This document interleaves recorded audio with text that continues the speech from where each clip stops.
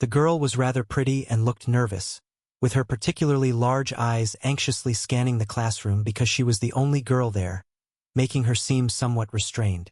"Oh, he's here too." Suddenly, the girl exclaimed cheerily, looking very excited. Upon hearing the girl's words, Long Guoqing smugly raised his head. As he walked around the campus, he had always been the center of attention. Being an SR Awakener and the young master of a conglomerate, he was the object of many girls' affections. Since the school year started, he had received countless love letters. It was no wonder this girl was excited to see him. That was only normal. "Yes, that's right, it's me." Proud of himself, Long Guoqing looked at the girl, ready to greet her since she probably was an SR Awakener as well. He figured he should say hello. When I greet her, she'll probably freak out, right? Long Guoqing thought to himself, then turned his gaze towards the girl. His face immediately turned sour. That was because the girl was sneakily poking out her head, taking a stealthy peek at Xiang Beifei from behind Long Guoqing. Damn! She was actually looking at Xiang Beifei. What the heck? I'm this handsome, and you're looking at him instead of me? Long Guoqing felt like he had just taken a critical hit of 10,000 points. I originally aimed my heart at the moon, but alas, the moon shines on the ditch. Li Zimu, while munching on a steamed bun, glanced sideways at Long Guoqing with a teasing smirk and asked, "I have a delusional bun here, want a bite?" "Oh, shut up," Long Guoqing snapped, annoyed. The new girl hadn't looked at Long Guoqing at all but was very happily watching Xiang Beifei. Is he also preparing to participate in the competition? That's great. The girl was overjoyed and wanted to go over and talk to Xiang Beifei, but she hesitated and seemed too shy to approach him.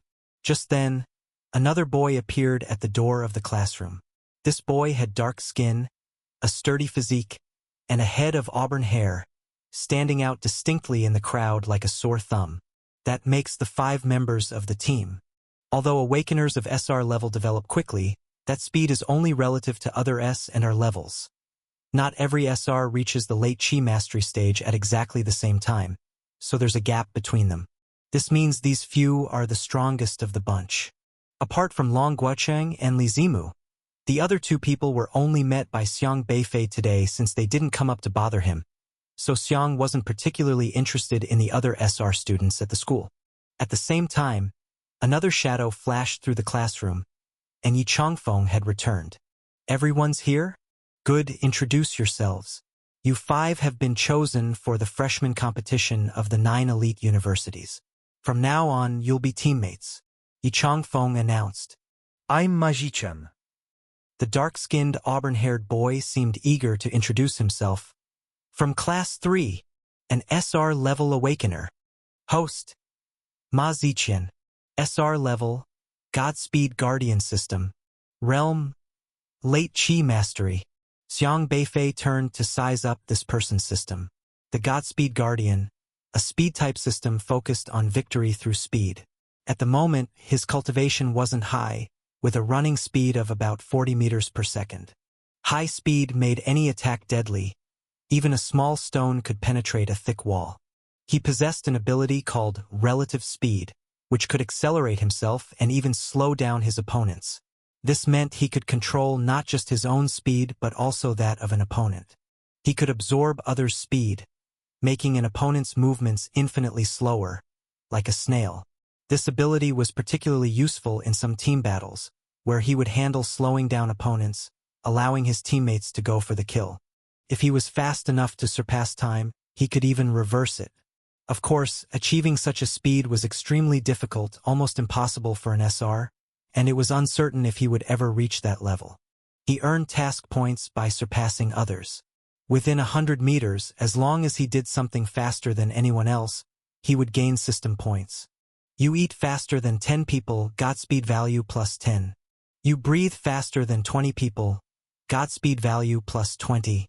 You use the restroom faster than the 2 next door, Godspeed value plus 2. You introduce yourself faster than 4 people, Godspeed value plus 4.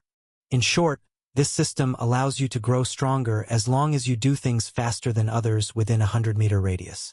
Your journey continues on Empire. After Ma Ziqian had finished introducing himself, the girl next to him also timidly started to speak. My name is Shi Qiao, from class 6, and I am a girl. Upon hearing this, Xiang Beifei couldn't help but give a mute laugh. The girl seemed very nervous while speaking, probably because she was the only girl in the group, so in her urgency, she even introduced her gender. When Shi Qiao saw Xiang Beifei's smile, she realized her redundancy and her face quickly turned red, looking very shy. He smiled at me. I wonder if he still remembers me. Shi Qiao lowered her head and sneakily glanced at Xiang Beifei again, only to find that Xiang Beifei was also looking at her, making her nervously fidget with the corner of her clothes. But Xiang Beifei was only looking at her system. There's no need to be so nervous, Yi Changfeng said. Host. Shi Qiao. SR Tier. Support with All Might System. Realm. Late Qi Mastery. This is a system that helps others, a support type ability. Shi Qiao's system can unlock 9 cauldrons, each harboring a powerful ability. So far, she had unlocked 2 cauldrons. The first cauldron's ability is named Cauldron Support, and with the cauldron's help, it can provide enhancements including strength, agility, speed, and attack, among others.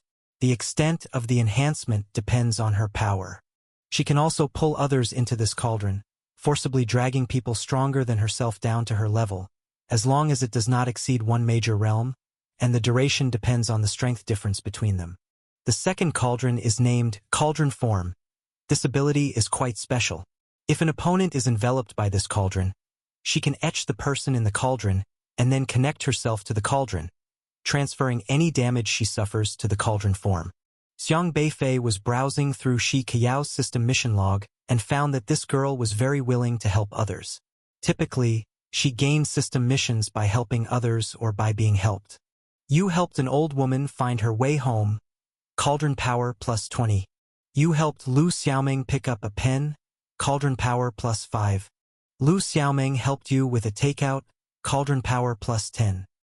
Her tasks are all about helping others, and of course, being helped by others also increases her cauldron power value. In short, this system allows her to grow stronger by helping others or being helped. But on another note, Shi Qiao's name sounds a bit familiar. Have I heard it somewhere? Xiang Beifei pondered, but he couldn't seem to recall at the moment. Perhaps he had seen it in the SR Tier freshman roster? After all, SR Tier freshmen are the spotlight of everyone's attention, and there are many posts analyzing SR Tier freshmen on the school forum, which Xiang Beifei occasionally browses.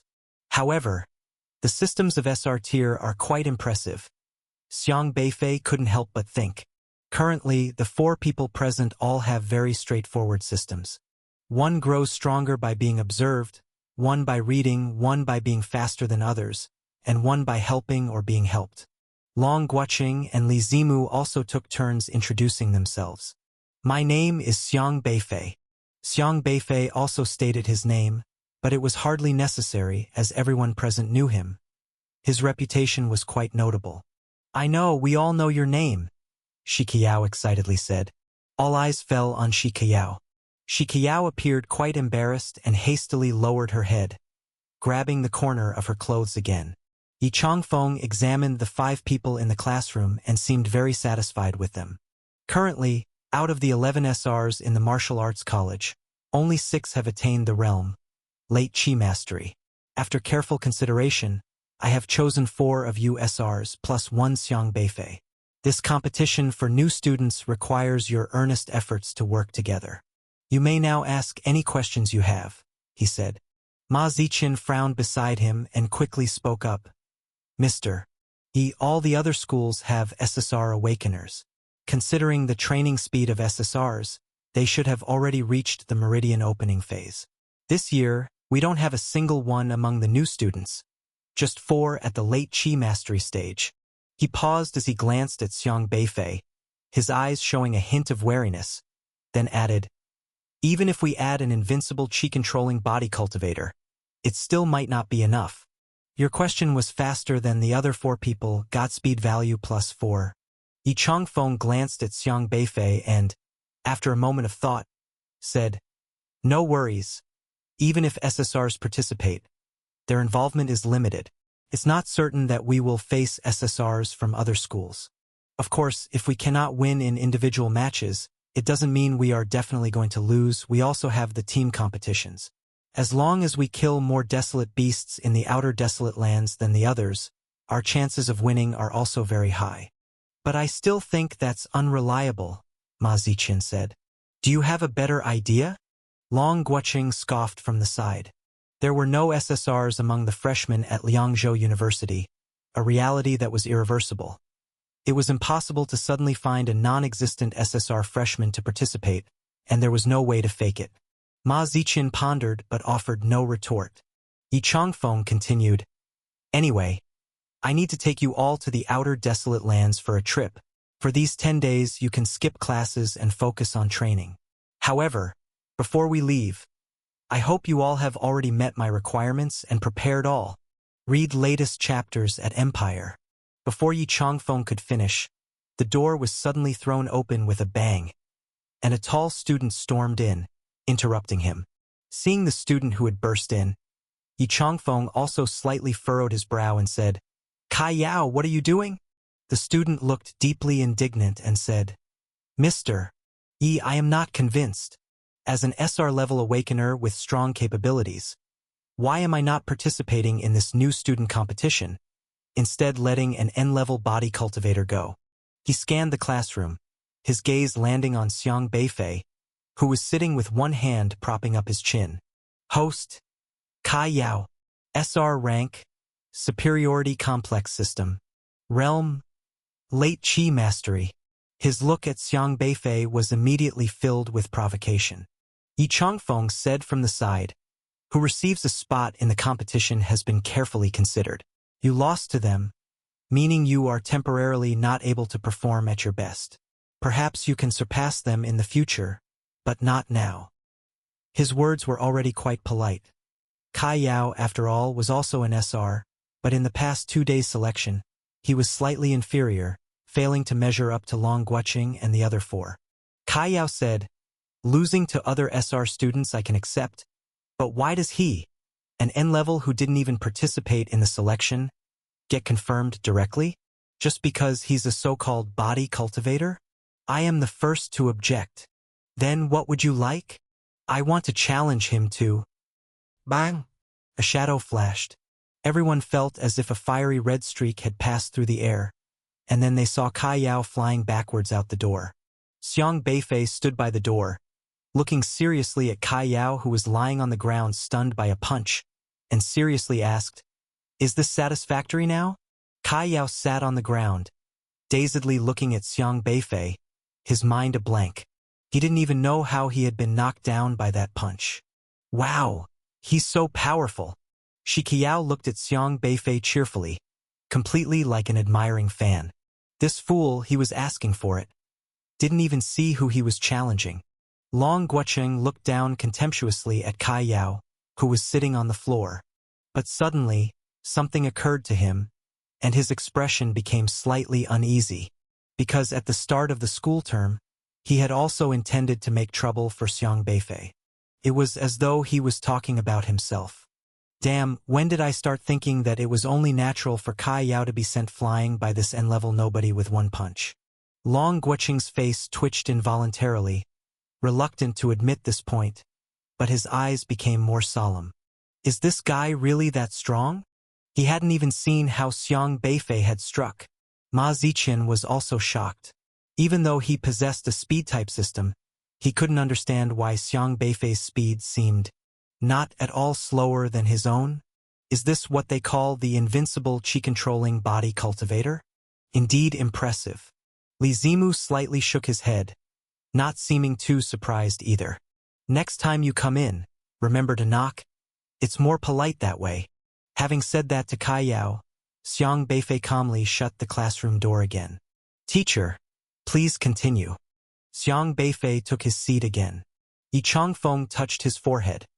An unsatisfied SR wanting to challenge was just straightaway convinced by one punch. Everyone here is quite unique, but that's just how it is at the martial arts college. When disputes arise, fists do the talking, and a fight is all it takes to settle them. Now, our upcoming training will begin in the Outer Desolate Lands. You may go back and prepare now. I will be taking you to the Outer Desolate Lands tomorrow morning. I hope each of you comes prepared. This training in the Outer Desolate Lands is not only for the competition but also for your future considerations, Yi Changfeng said. Understood. Ma Ziqian was the first to respond. Everyone left quickly, and Xiang Beifei also prepared to go find Elder Luo. But after taking a few steps, he noticed that someone seemed to be following him. Turning around in confusion, he saw Shi Qiao standing behind him with an awkward expression. Hello! Knowing about Shi Qiao's system, Xiang Beifei understood that the girl probably meant him no harm. At most, she might just want to help him with some system task, which was fine by him. Xiang Beifei, you hello? Shi Qiao said timidly. You seem very shy, Xiang Beifei remarked. I. Shi Qiao fiddled with the hem of her clothes and murmured softly. I'm not very good at talking to others. It shows? Xiang Beifei nodded slightly and then asked, Do you need my help with something? Shi Qiao timidly asked, Don't you remember me, Xiang Beifei? Xiang Beifei was stunned for a moment. Was he supposed to know her? It seemed that they had never met before. 7 years ago. 7 years ago. We met once. My father is also a pioneer. Uncle Xiang brought you to our house to stay. We live in Jingzhou. You stayed at our place for a month. We played together for a whole month. Shi Qiao exclaimed excitedly. 7 years ago? Jingzhou? That's quite far. Xiang Beifei recalled carefully. 7 years ago. Well, 7 years ago didn't seem to concern him much, as he had only been in this world for about 7 months. But he soon vaguely found the shadow of Shi Qiao in his memories. Oh, it was that little girl. However, the girl in his memory was very young 7 years ago, and now she had grown into a graceful young woman. A girl changes 18 times between childhood and womanhood. She was completely unrecognizable. Do you remember now, Xiang Beifei? Shi Qiao asked. Continue your adventure at Empire. I remember now, your father is Shi Wenxuan. Right? That's great. Xiang Beifei remembers me. Joy lit up Shi Qiao's face. Sorry, I didn't recognize you right away. I didn't know you were also at Liangzhou University. I thought you would go to Jingzhou University, Xiang Beifei said. My dad had me apply to Liangzhou University. There's a teacher there who's a good friend of my dad's. After I awakened my SR system, that teacher came to our house to discuss this matter, and my dad agreed, she explained.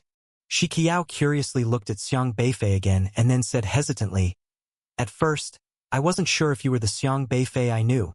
I've hesitated for months, not daring to greet you. I was worried about mistaking someone else for you. I even went to ask my dad about it. Oh, I see. How is Uncle Shi doing? Xiang Beifei inquired. He's doing well, but he's no longer a pioneer, Shi Qiao shared. That's good.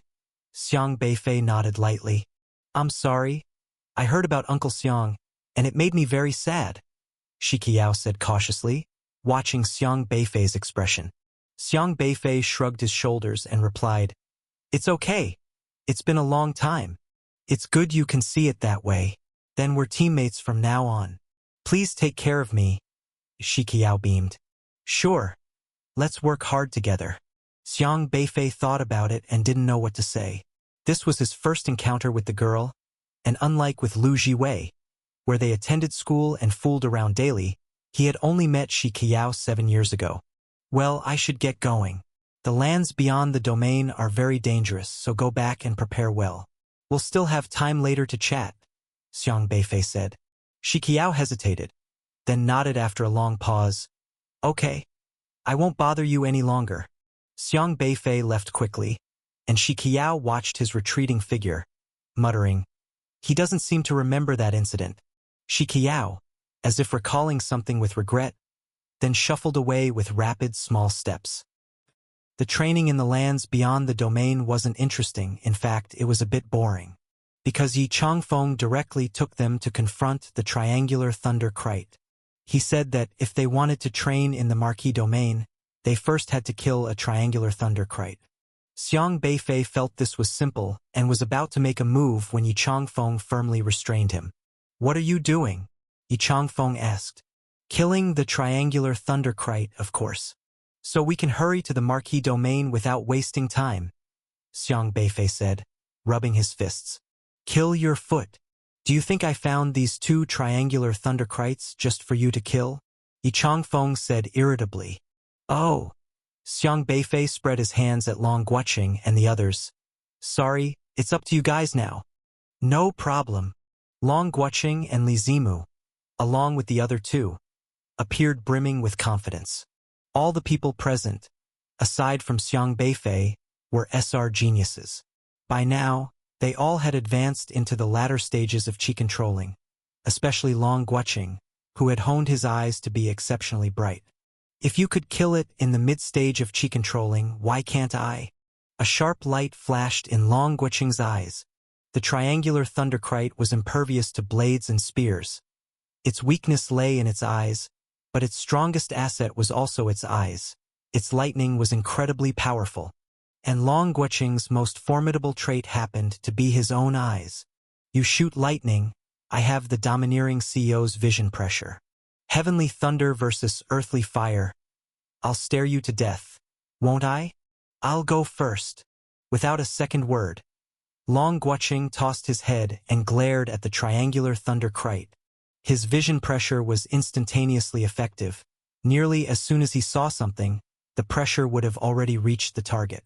However, the triangular thunderkite merely looked back at Long Guoqing coldly and then shot lightning at him. He quickly leapt aside. "No good, too far. I must get closer." Although Long Guoqing's vision pressure was impressive, it had its limitations.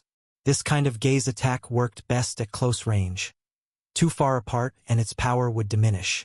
It also depended on the target's defenses. He charged straight out, but the triangular thunderkite also leaped forward. Smack! The triangular thunderkite lazily flicked its tail and sent him flying.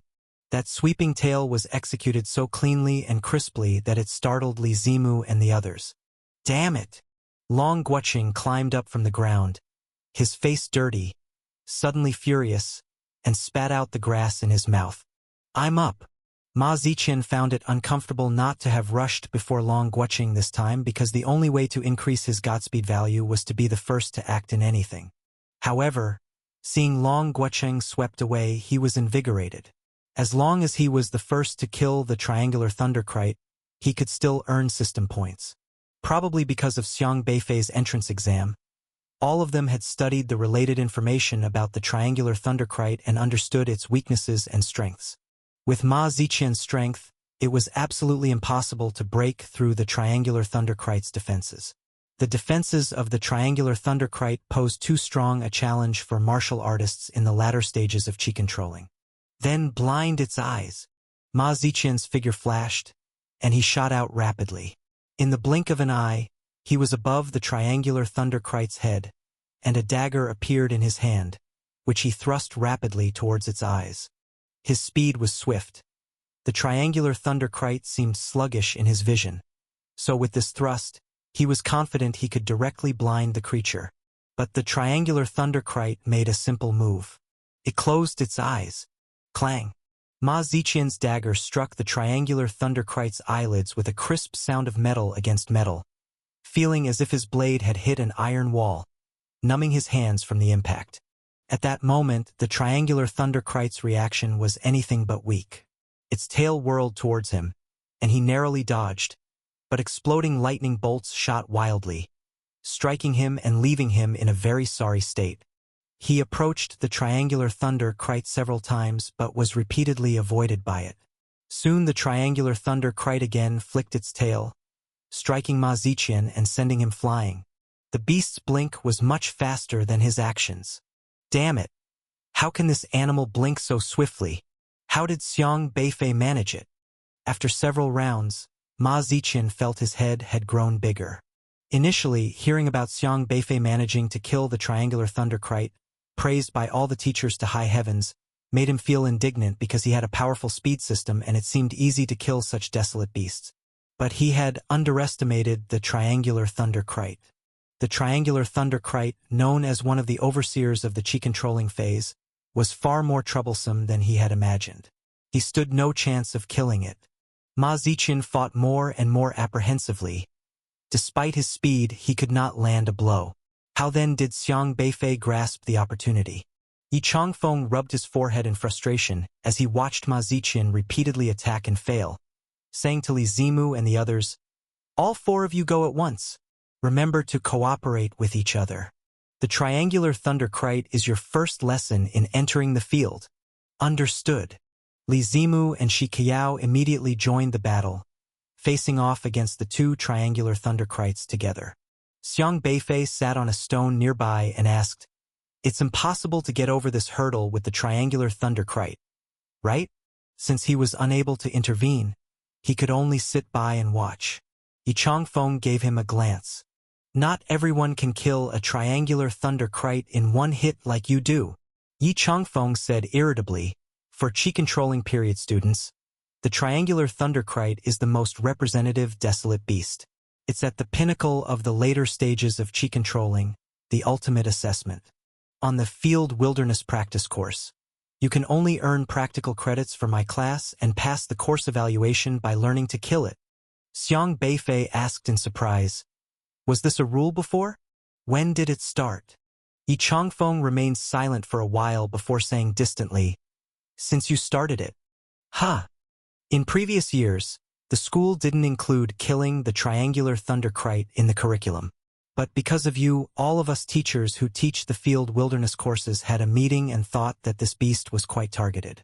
If everyone could kill it, the quality of our graduates from Liangzhou University would improve by a notch.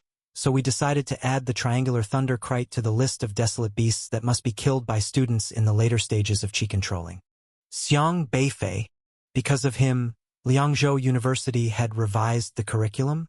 Wouldn't the other students hate him to death? How could ordinary graduates kill such a beast without stepping into the meridian opening phase? Xiang Beifei felt like he had been tricked and showed his disdain. "You don't seem very pleased?" Yi Changfeng said, with a hint of a smile on his lips. "What do you think, teacher?" Xiang Beifei retorted. "I think it's a good idea." Yi Changfeng felt pleasantly relieved, slightly cheered up by the chance to get back at Xiang Beifei, whose talent had been suffocating him for quite some time.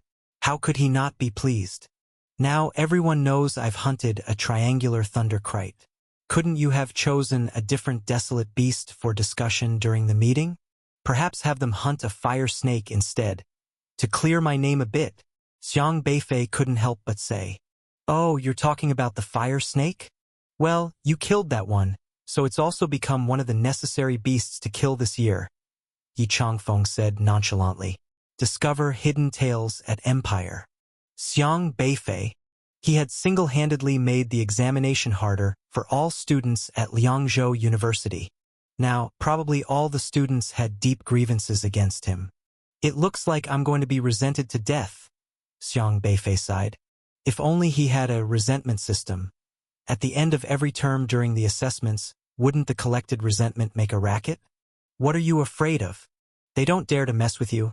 Anyway," Yi Changfeng said calmly. "Besides, learning to kill the triangular thunderkite will improve their judgment and analytical abilities, which is good for them. If they can't even do that and keep complaining about this and that, how can they expect to go further on the path of martial arts?" Students at the martial arts college were trained to be pioneers. Each student had to undergo trials in the Field Wilderness before graduation. If they couldn't even handle a triangular thunderkite, how could they face other powerful desolate beasts? Yi Changfeng snorted. "They have time to resent you. They'd be better off spending that time improving themselves. Elder Luo is right. The students have become too complacent over the years. Now it's time to be strict with them." Xiang Beifei thought Yi Changfeng had a point. In a world rampant with desolate beasts, learning extra skills was never a bad thing. But even 4 SR level late chi-controlling awakeners can't defeat it. Is such an assessment really appropriate? Xiang Beifei watched the 4 of them scramble. Long Guoqing and the other 3 students were struggling against the 2 triangular thunderkites, and for quite some time they couldn't gain the upper hand. The triangular thunderkites stood without evading, just taking hits and then shooting lightning, exhausting the 4 students. The triangular Thunderkite scale armor was too tough. Even for an SR Awakener, it was useless. Chi-controlling martial artists who wanted to kill it had no means except for the eyes, but the desolate beasts weren't foolish. They protected their weak spots very well.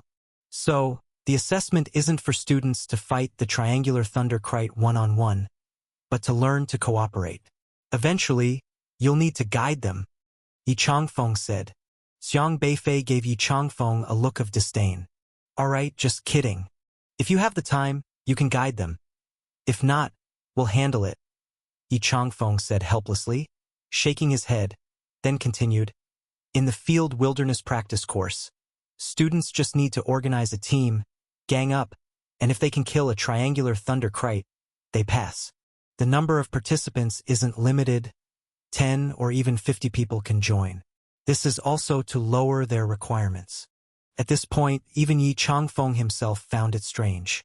Xiang Beifei alone could kill a triangular Thunderkite while other students had to lower their standards and work together to fight it. Comparing the two situations, it felt like those students were many levels below Xiang Beifei. But there was no choice. Xiang Beifei's talent was truly unusual, different from the rest. If resolute individual defeat was required for graduation, then perhaps this year's senior students would have to delay their graduation or even forego it. They are now your teammates. You go command them in battle. Yi Changfeng thought for a moment, then warned. You're not allowed to make a move. Just use your mouth. Just tell them the right moment, and let them comprehend the process themselves. Once Xiang Beifei took action, the fight would be over, and that was not what Yi Changfeng wanted to see. Fine. Xiang Beifei just sat there, pondered for a moment, and then shouted to the 4, Hey, you 4! Killing the triangular Thunderkite isn't done like that. You have to seize the moment it blinks. Analyze the interval between its lightning and blinking. Otherwise, it will close its eyes.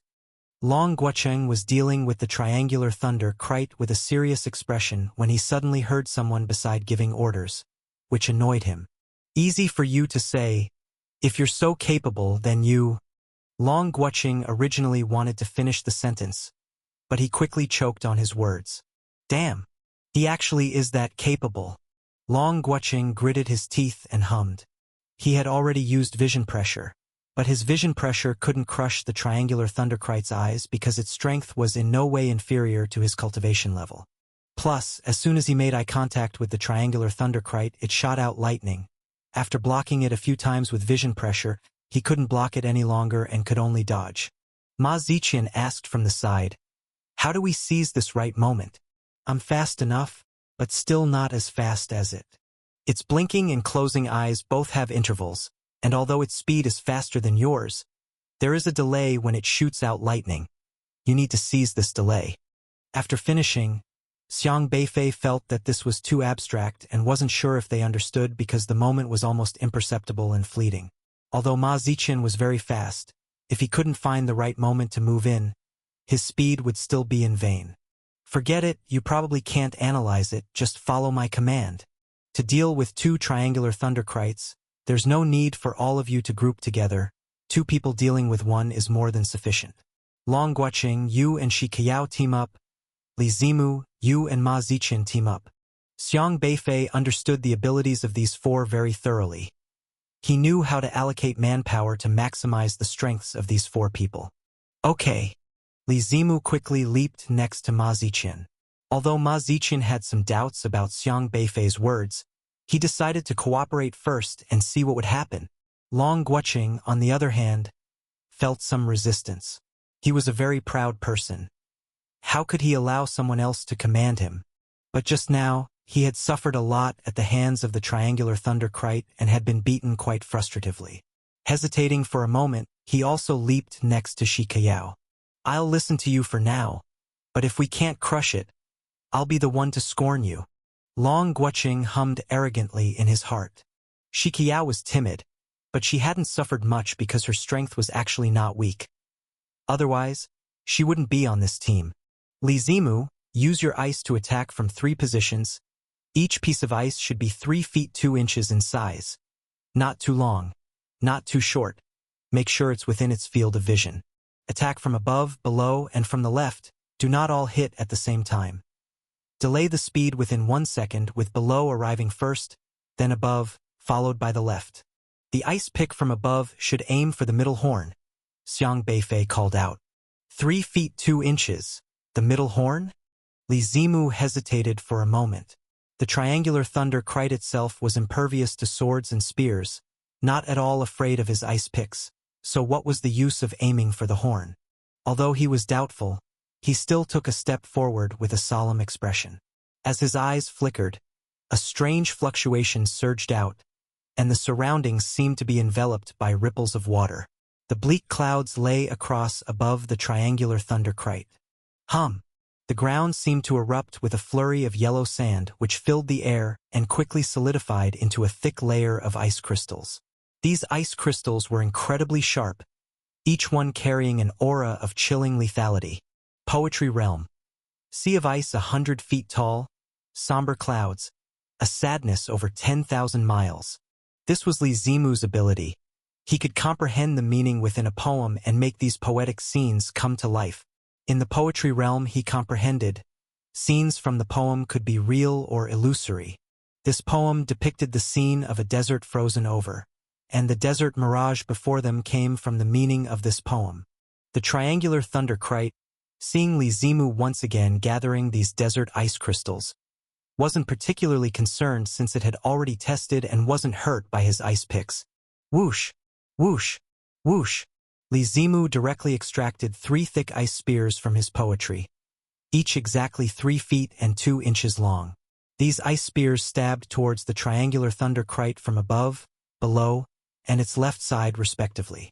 Seeing the ice spears coming at it once again, the triangular thunder kite wasn't in the least bit panicked as it flicked its tail, aiming for the lower ice spear, which instantly cracked upon impact. It then turned towards the ice spear on the left, ready to shatter this one with lightning. However, just then, Xiang Beifei's voice rang out again. Ma Ziqian, now's the time. Attack its eye from the right. Ma Ziqian, who had been contemplating the best moment to strike, rushed forward at Xiang Beifei's command. His dagger immediately aimed for the triangular thunderkite's eye from the right. The triangular thunderkite had already learned its lesson and sensed Ma Ziqian's speed. It quickly turned its head, ignoring the ice spear on its left, prepared to knock Ma Ziqian down with lightning first. Crack! The lightning was upon him in a flash, striking at Ma Ziqian, who was startled by the speed of the lightning. He dared not face it head-on and could only dodge. At that moment, the left ice spear slammed into the head of the triangular thunderkite. The ice spear dinged off, proving completely harmless. But due to the sheer force, it knocked the triangular thunderkite's head off by half an inch. At that very moment, the ice spear that initially targeted the middle horn on its head stabbed precisely into the triangular thunderkite's left eye. Li Zimu was stunned. Even he seemed to not have anticipated that the triangular thunderkite's left eye would be disabled in such a situation. Then, Xiang Beifei once again instructed, "Now, Ma Ziqian, move your dagger 2 inches to the left." Ma Ziqian, who was originally dodging the lightning from the triangular thunderkite's eyes, subconsciously lifted his hand and shifted his dagger 2 inches to the left. Squish! Having just been struck in the left eye and writhing in pain, the triangular thunderkite coincidentally ran into Ma Ziqian's dagger, which punctured precisely into the right eye of the triangular thunderkite. The triangular thunderkite's body abruptly stopped as if frozen in place, then swayed twice before collapsing with a crash, kicking up a cloud of dust. Dead? Was it resolved just like that?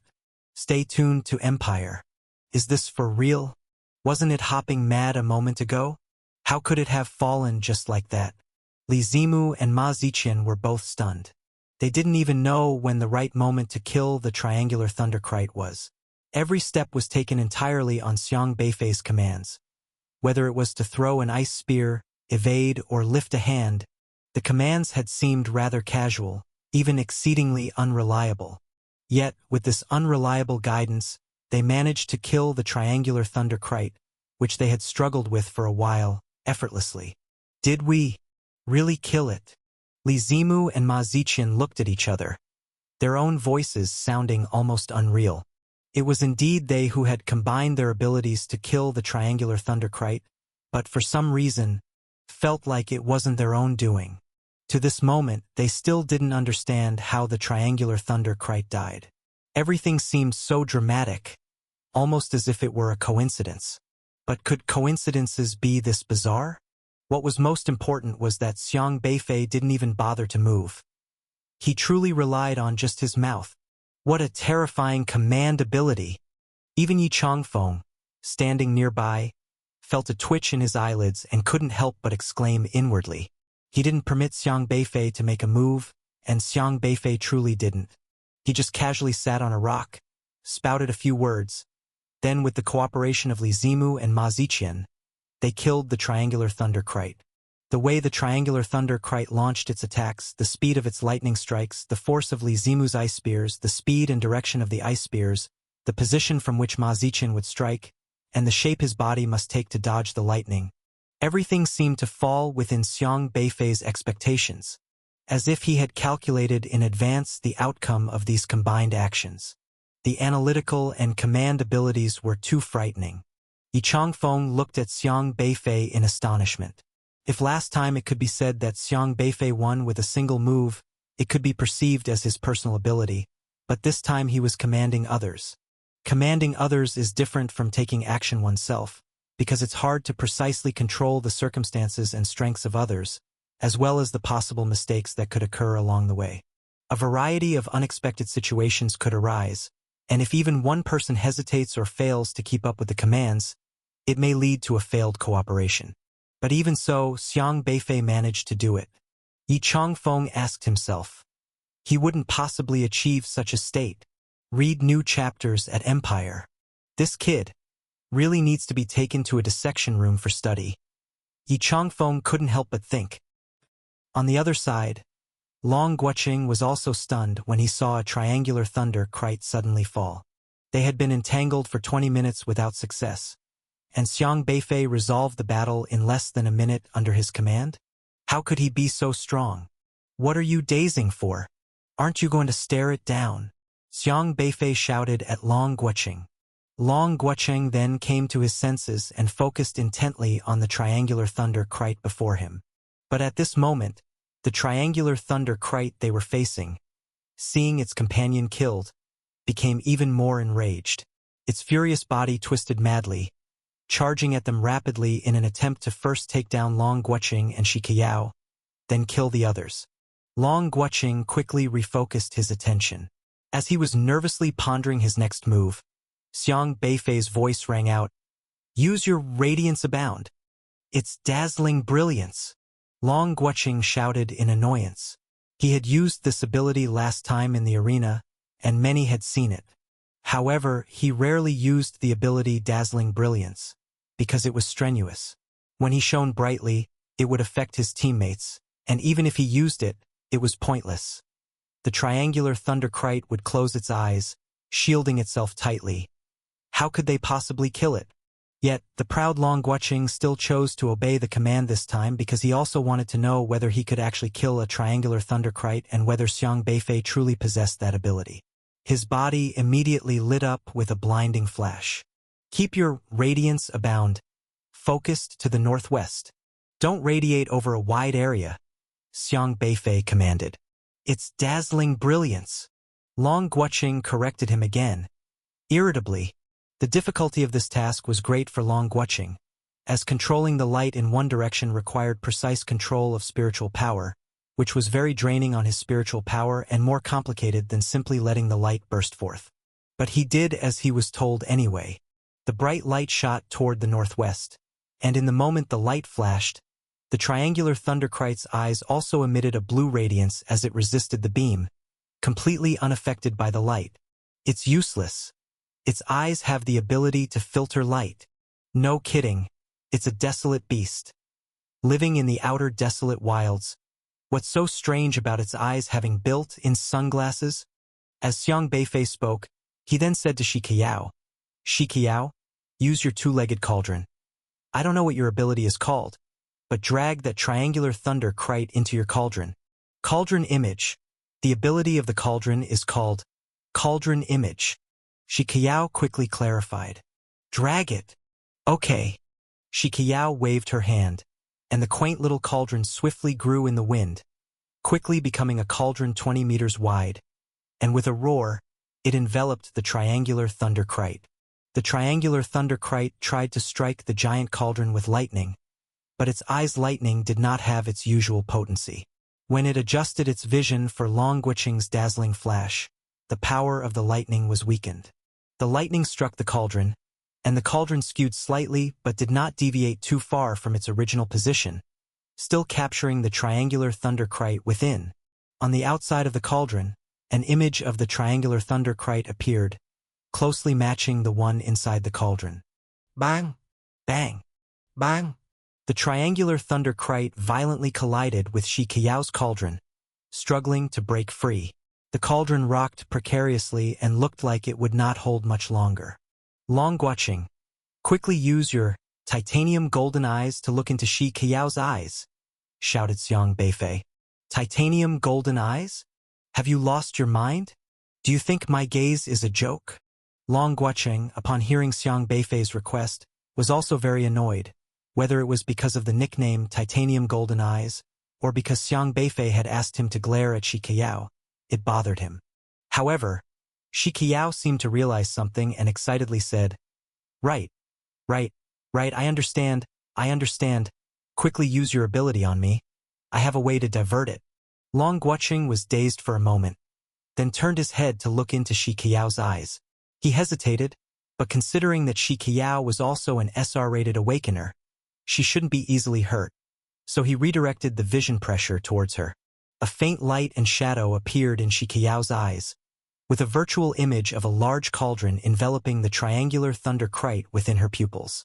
When the force of the vision pressure fell on the eyes of Shi Qiao, she wasn't hurt, but instead, she used the method of support with all might to transfer the power of the vision pressure entirely into the vision of the cauldron.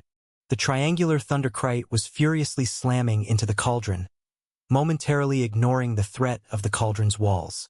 That vision pressure turned into an invisible yet mighty impact, abruptly bursting the eyes of the triangular thunderkite. Bang! The triangular thunderkite inside the cauldron also fell to the ground, lifeless.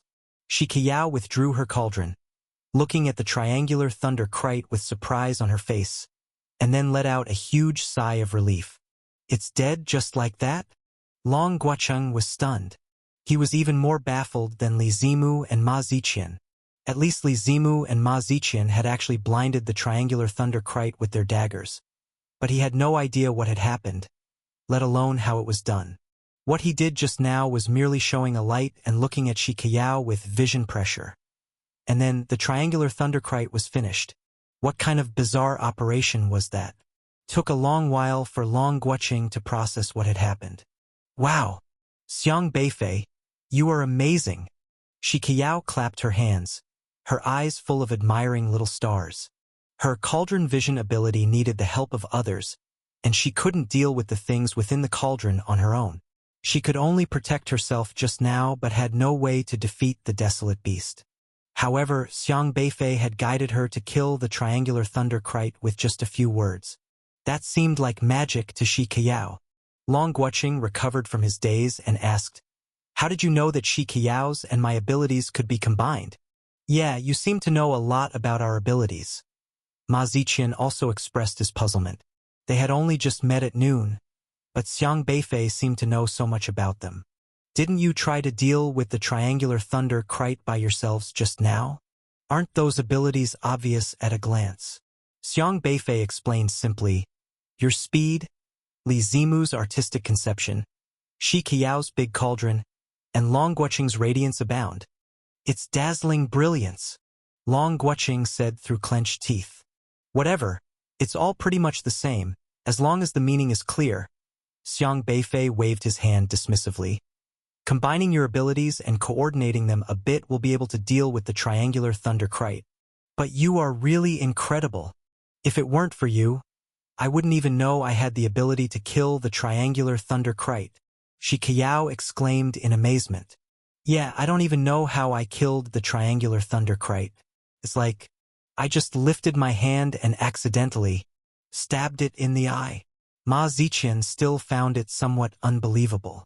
Although they had killed the triangular thunderkite with their own abilities, it all felt too dreamlike, as if by sheer coincidence. Ma Ziqian even thought he might have accidentally killed the triangular thunderkite. Li Zimu came over and asked in surprise, "Why did you have me sharpen the ice spike to 3 feet and 2 inches? Because if the ice spike is too long, the triangular thunderkite will just retreat backward and not confront it directly. If it's too short, the kite will completely ignore it. No matter how you stab, it won't care. 3 feet and 2 inches is about the optimal length for it to deploy lightning. At that size, whether it reacts or not will create an opportunity. If it reacts, then Ma Ziqian gets a chance. If it doesn't, the force from the ice spike will shake its head slightly, not causing any harm, but even just a 2-inch tremor is enough. You also have another ice spike above, which will be right in position to stab its eye as its head tilts." Xiang Beifei gestured simply, sharing the process with Li Zimu. Li Zimu pondered for a long time, recalling the battle scene, and then suddenly understood, saying, "So that's how it is. I've learned something." But he couldn't help taking another look at Xiang Beifei, because the situation seemed as if it had been prearranged. Without powerful computing ability, it would be very difficult to reach such a level. "Did you simulate this battle in your mind?" Li Zimu asked. "More or less." Xiang Beifei nodded. At this moment, Yi Changfeng came over and said in a deep voice, "This is the importance of a pioneer team's commanding captain. As long as the commander has sufficient discernment, they can coordinate all the team members' abilities and bring out the most powerful strength." Yi Changfeng tossed 4 spheres to them and then said, "Actually, you all have the ability to kill a triangular thunderkite. It's just that you don't know how to maximize your strengths. This is the complete footage of your battle just now. If you have any doubts, go and watch it. Take a good look at why Xiang Beifei had you take action at that moment, and whether you could find such an opportunity if it were you." He had used floating spheres to record the entire battle process on the side, conveniently for the 4 of them to review afterward and learn from their experiences. Long Guoqing and the others received their own spheres and then hurried to watch the playback of the battle. The battle had ended so bizarrely that perhaps only the playback could answer their questions. Xiang Beifei was still sitting on the rock, involuntarily yawning. "I've said it, you're very suitable to be a pioneer team captain. Your analytical skills are strong. To have watched their battle for less than 20 minutes and already be able to bring out all 4 of their strengths, that's really rare." Yi Changfeng couldn't help but praise. He had taught for so many years and had countless students, yet rarely had he seen one with such powerful commanding abilities. In Xiang Beifei's case, the others didn't even need to bring their brains, acting just like tool people following his lead. When to use abilities, when to retreat, just listen to Xiang Beifei was enough. "Troublesome," Xiang Beifei complained. Against a desolate beast like the triangular thunderkite, he could finish the opponent in one encounter, and here he had to go to great lengths to direct others. The thought alone made him feel exhausted. "Teamwork is often more effective than acting alone," Yi Changfeng emphasized. "In the wastelands beyond the domain, there are many times you'll need to rely on your teammates. One person isn't omnipotent." "I understand the reasoning," Xiang Beifei sighed, saying dejectedly, "but it's just troublesome." Yi Changfeng was also somewhat helpless, saying, "You should know, all 4 of them are novices, while you are no longer a novice. During the freshman competition, you must look after them." "I'm not their parent." "But you are the captain," Yi Changfeng said sternly. Xiang Beifei grimaced. Professor Guo wanted to make him a class representative, to command his classmates to defend against desolate beasts, and Yi Changfeng wanted him to be the pioneer squad's captain, leading classmates to deal with desolate beasts. But he preferred charging forward alone, slashing whoever he encountered. Just looking out for himself was enough, without much burden. With more people, there were all sorts of concerns. Discover exclusive tales on Empire. But anyway, these 4 were at least SR, so they probably wouldn't drag him down too much. The teacher should know that it was just a triangular thunderkite, right? The formidable desolate beasts are deeper in. Xiang Beifei looked towards the distant wilds beyond the domain. He had already encountered the desolate beasts there. A couple of days ago, when he followed Elder Luo there, he was chased by a group of powerful meridian opening phase desolate beasts. Those desolate beasts were no match for the triangular thunderkite. The early stage of meridian opening was manageable. If the four of them couldn't deal with it, Xiang Beifei could just punch it out directly. But the later stages of meridian opening were different. The last time he went to the Marquis domain with Elder Luo, they provoked a late-stage meridian opening desolate beast and ended up being chased miserably. Even though he knew the beast's weaknesses, it was of no use because their strengths were too disparate to even touch its weak points. Even if they encountered that late-stage meridian opening desolate beast again, with the help of these four, Xiang Beifei wasn't sure whether they could defeat it. There were too many uncertainties. If I take the four of them there, I'm afraid they'll get into trouble, Xiang Beifei said, resting his chin on his hands. If they get into trouble, then that's a problem with your leadership, Yi Changfeng said. If there's a problem with my leadership, then it reflects poorly on the teacher's judgment. It's the teacher who should be reflecting, Xiang Beifei seriously stated. Yi Changfeng, he rubbed his temples, feeling a headache coming on. This guy, always as confrontational as ever. All right, it's my fault. I take back what I said earlier. Let's not blame anyone, and instead work together to nip any potential problems in the bud, Yi Changfeng proposed. Xiang Beifei watched the four SR Awakeners nearby, who were engrossed in watching a video replay with confusion on their faces, and pondered. He wondered, if a real fight broke out, how could he maximize the four individuals' abilities? Most importantly, their training's ultimate goal was to participate in the freshman competition.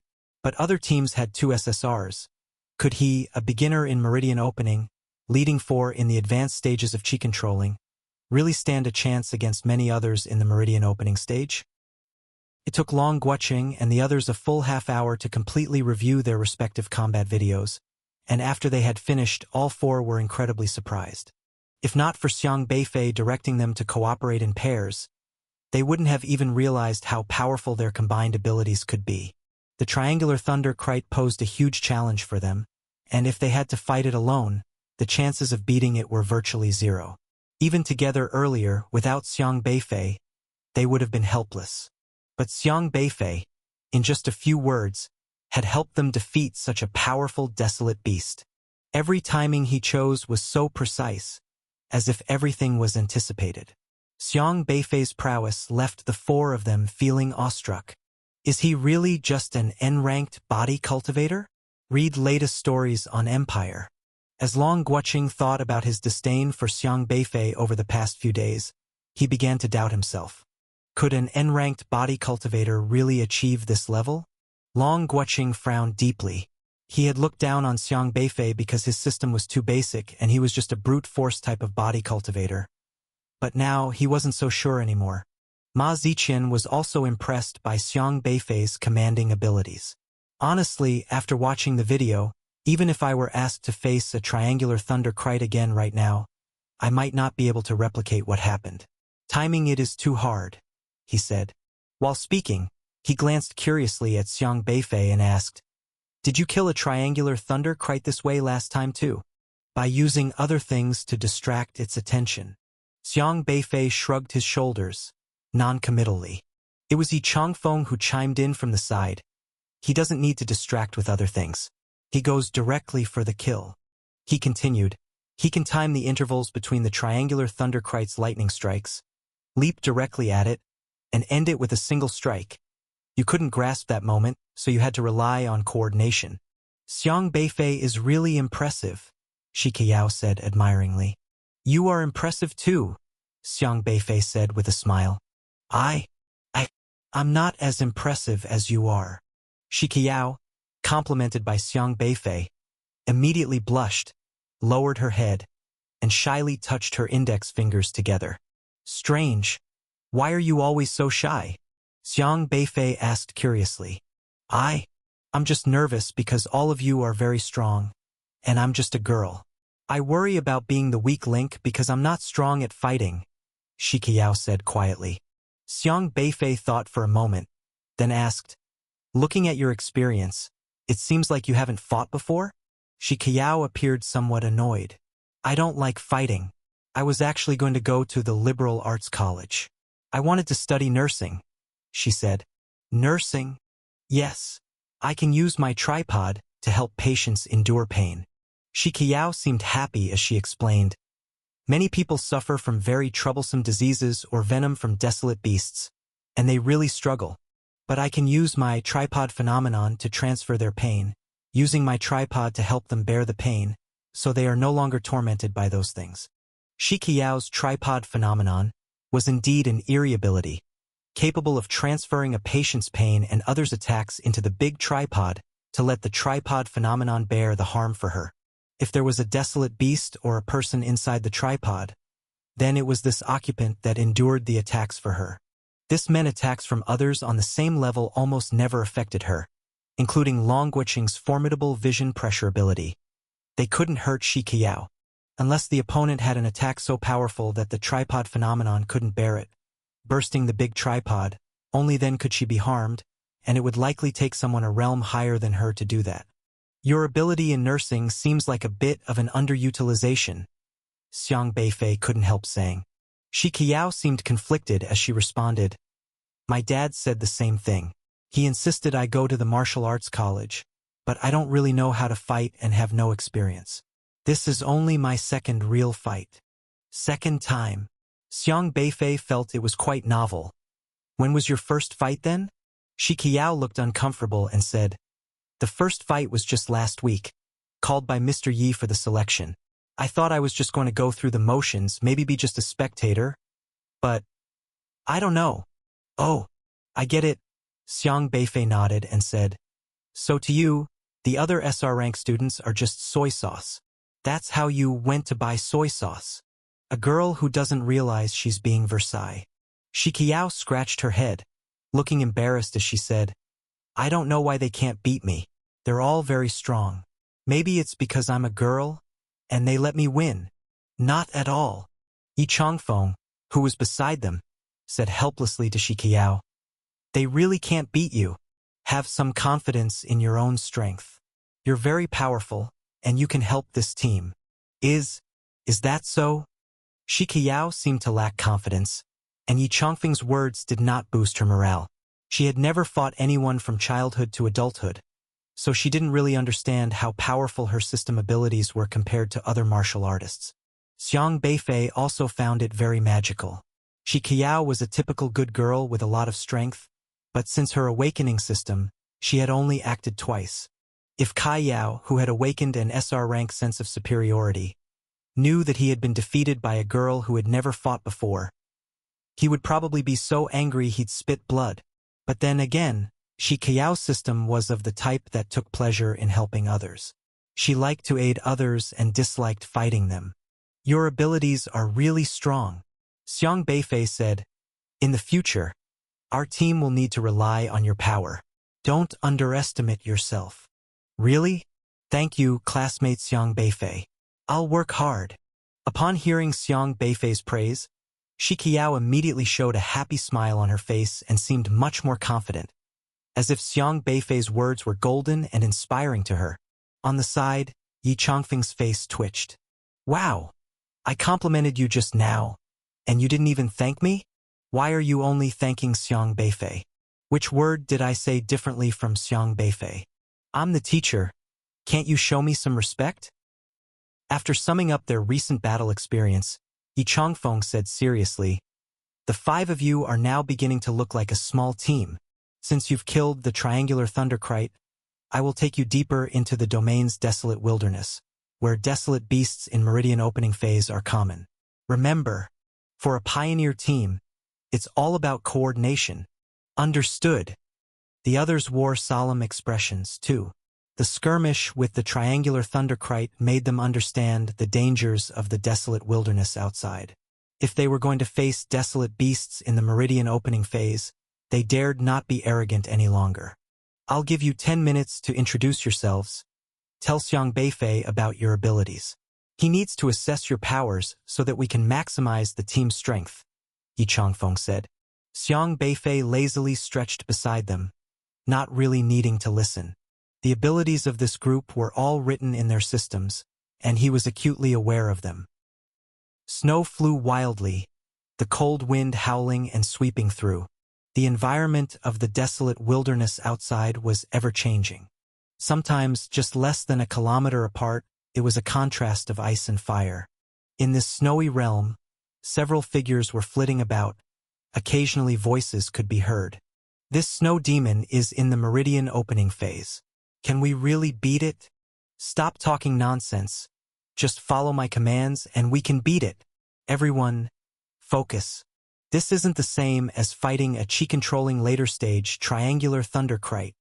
Xiang Beifei's voice was erratic in the wind. He still had not made a move, but was calmly directing his 4 chi-controlling later stage teammates. As team leader in these kinds of battles, his contribution was all in his words. The snow demon was a short-statured desolate beast, about half the height of an average person, but it could throw snowballs. Each snowball, no larger than a fist, was like a hand grenade.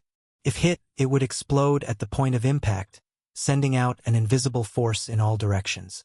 This force would spread over a radius of 10 meters, and within 1 second, freeze everything solid within that range. Discover more stories at Empire. Its snowballs weren't fireballs, but frozen ice projectiles.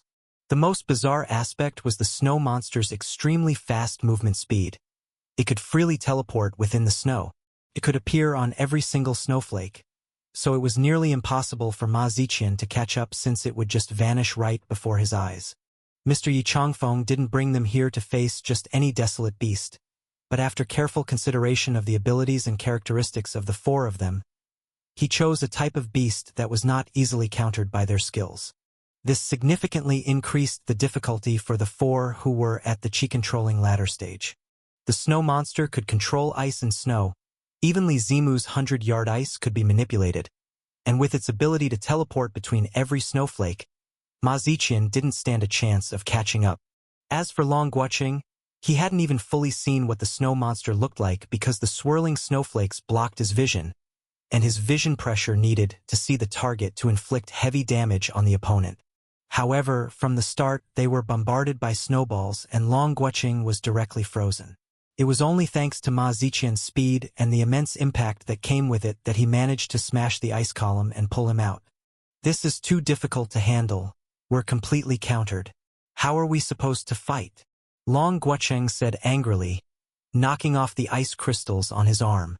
Mr. Yi Changfeng stood on a nearby ice mountain and said in a deep voice, "Remember, training is not about facing desolate beasts you're good at handling but those you struggle with.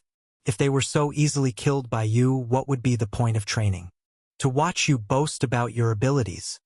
Scolded by Mr. Yi Changfeng, Long Guoqing could only shut his mouth obediently. They were beginning to understand what Professor Guo had meant in those first lecture words during Defense Theory of the Zhuzhou Alliance.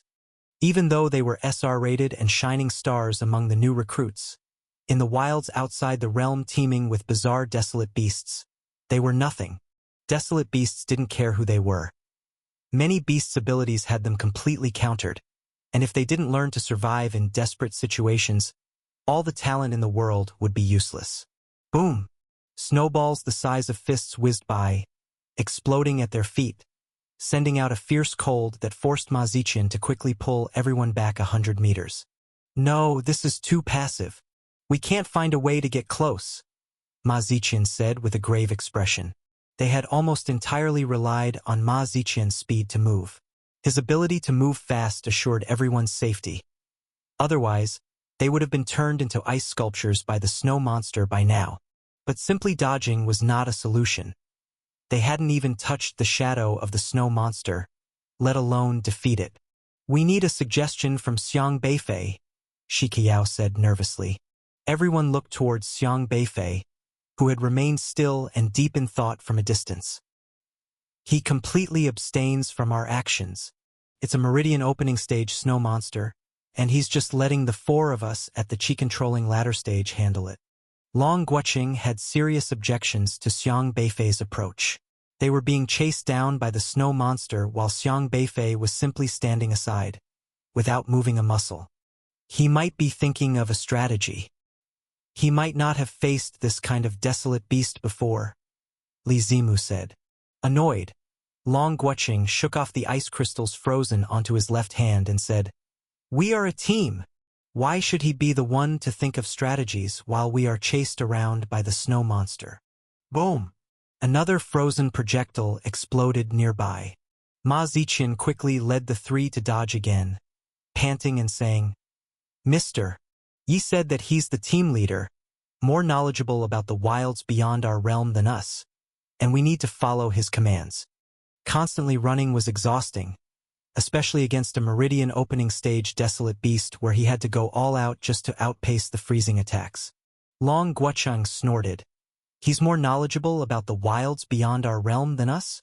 He just knows more about dealing with the triangular thunderkite. He doesn't act against a Meridian opening stage snow monster and just stands by? Is watching us fun?" To this point, Long Guoqiang did not know that Xiang Beifei had already reached the Meridian opening stage. He assumed that Xiang Beifei was still at the qi-controlling stage like them. So, Long Guoqiang could begrudgingly accept Xiang Beifei not taking action against the triangular thunderkite, but now, facing a Meridian opening stage snow monster, and with Xiang Beifei not participating, he had a big problem with that. However, at this moment, Xiang Beifei seemed to think of something. He punched his right fist into his left palm and said from a distance, "I know how to deal with the snow monster now. You four, gather over here and follow my command." Li Zimu and Shi Qiao, along with the other two, were invigorated and immediately ran towards Xiang Beifei, waiting for his command. Only Long Guoqiang looked at Xiang Beifei with a sullen expression, still feeling very reluctant in his heart. "Li Zimu, use your chaotic stone-piercing sky at the southwest corner to create an 18 zhang long wall of stone as a defensive barrier," Xiang Beifei ordered. "My stones will be frozen," said Li Zimu. "Let them freeze." "Okay." Li Zimu's body surged with a powerful aura, the invisible energy once again spreading out and then converging around him. His gaze flashed with a breath of air, and the entire aura suddenly shook as if he had transformed from a genteel scholar to a sharp and spirited soldier. Poetry realm. Chaotic stone-piercing sky, towering waves crashing against the shore, rolling up thousands of piles of snow. Whoosh! Whoosh! The air around was being distorted, with huge stones appearing out of nowhere, crashing down towards the southwest direction. Bang! Bang! Bang! The massive stones made a series of dull sounds as they quickly piled up into a tall defensive wall. "Next I need ice crystals that can reflect light," Xiang Beifei called out again. "No problem." Li Zimu waved his hand again, and hundreds of zhang of ice wove through the air, materializing in midair. "Shi Qiao, give your cauldron power enhancement to Ma Ziqian, and Ma Ziqian, make a blitz attack from the left," Xiang Beifei shouted. "Okay." Shi Qiao immediately displayed a small green cauldron. The cauldron was as clear as jade, carving out a trailing image in the air as it quickly landed on Ma Ziqian. Ma Ziqian's spirit was lifted. He felt as if a powerful force had increased his speed by 20%. Swish! Ma Ziqian stepped on the wall that Li Zimu had created, used it to gain momentum, and then quickly dashed out. "Long Guoqiang, use your light to start from the southwest corner's ice crystal.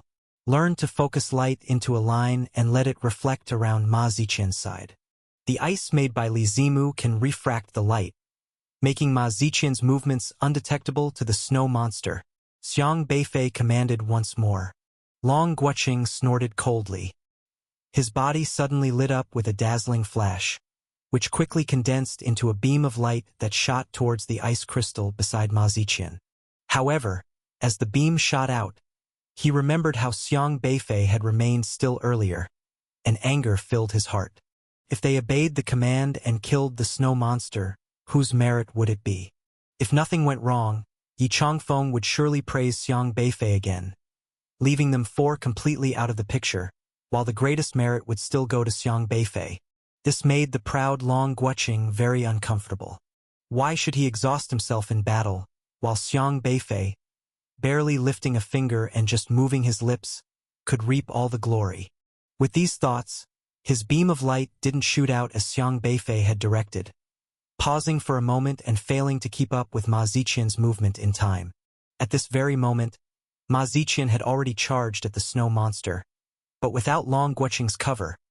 The snow monster spotted him again, and several freezing bombs instantly appeared where Ma Ziqian was revealed. Exploding with a roar, Ma Ziqian's face turned pale. No matter how fast he was, it was difficult to react to this sudden change because under normal circumstances, he wouldn't have attacked in such an exposed manner. Perhaps it was because the recent victory over the Triangular Thunderkite had instilled confidence in Xiang Beifei, so he didn't overthink.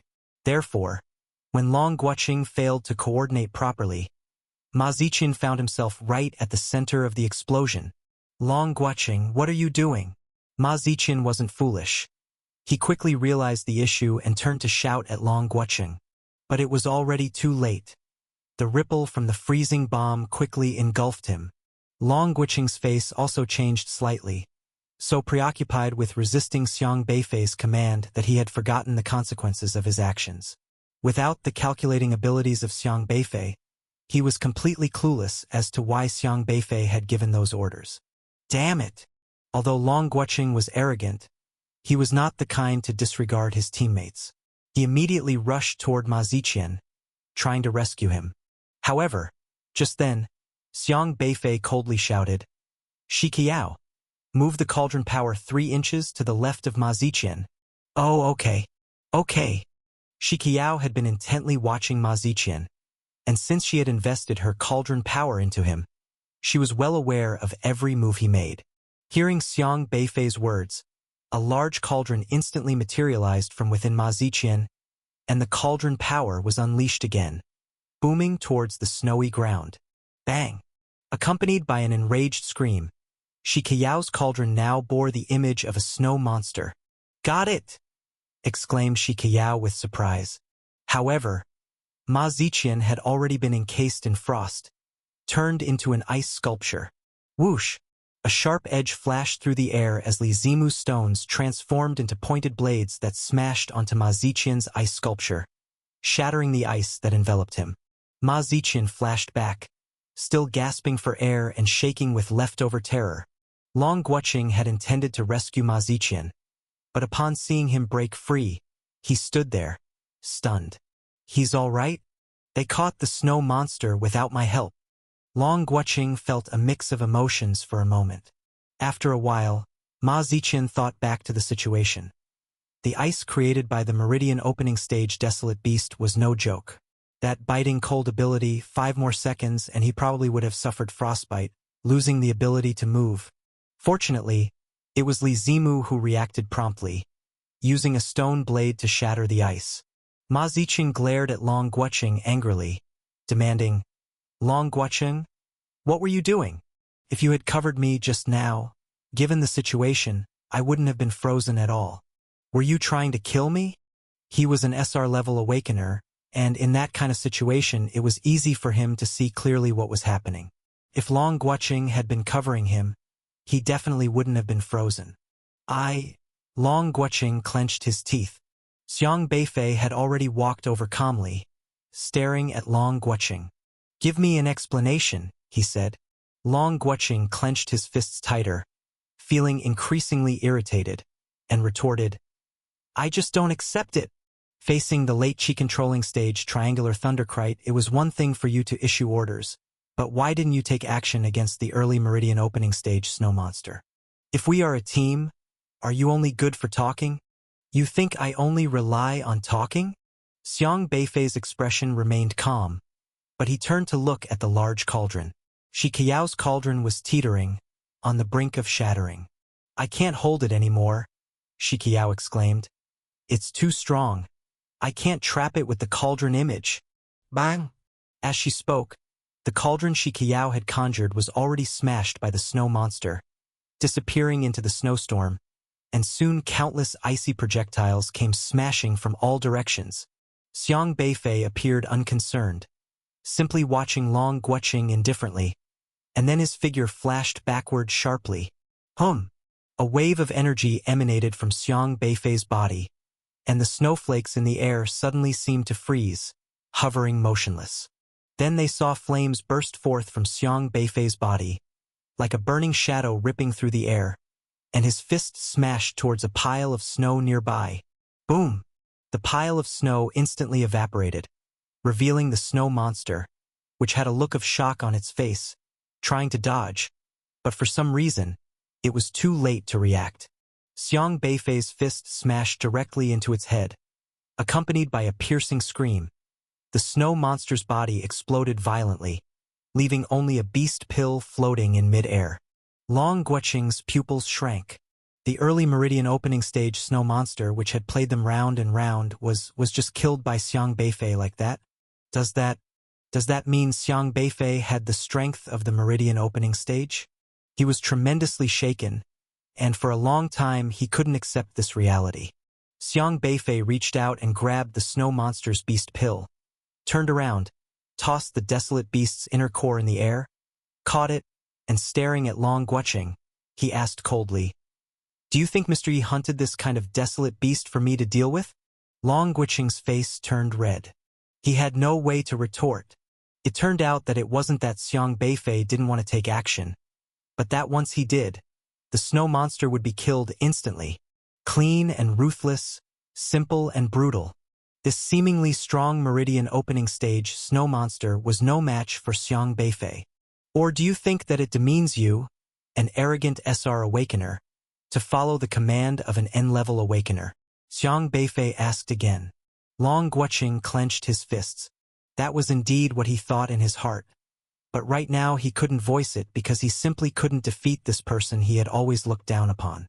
If you don't have the ability, you'd better just obediently follow the commands of someone who does. Xiang Beifei spoke very calmly, but his gaze was cold. This is training, not a real pioneering operation.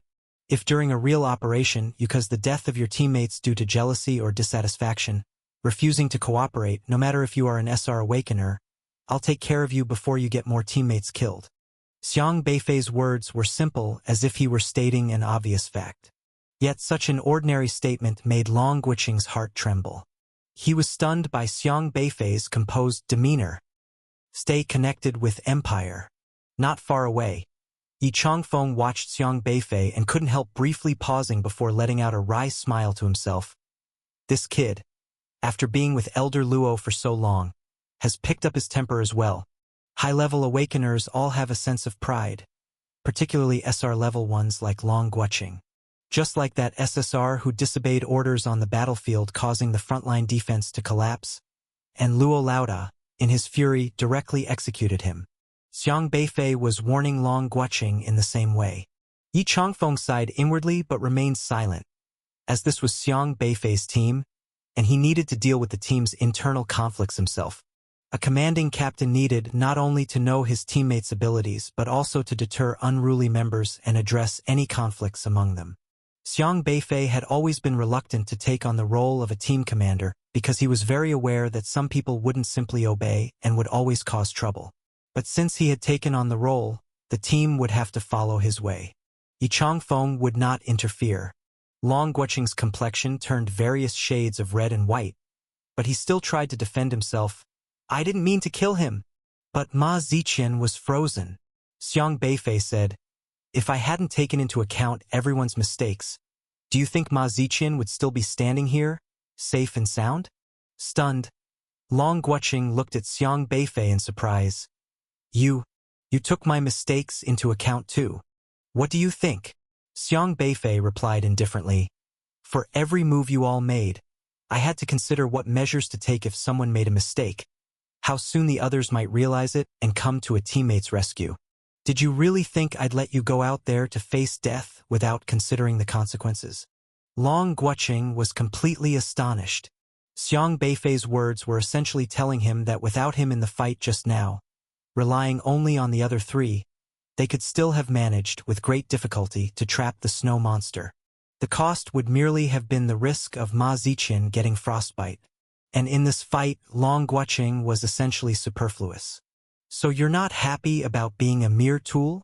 Xiang Beifei continued. "But have you ever thought that every novice starts off inexperienced, and they all start as tools?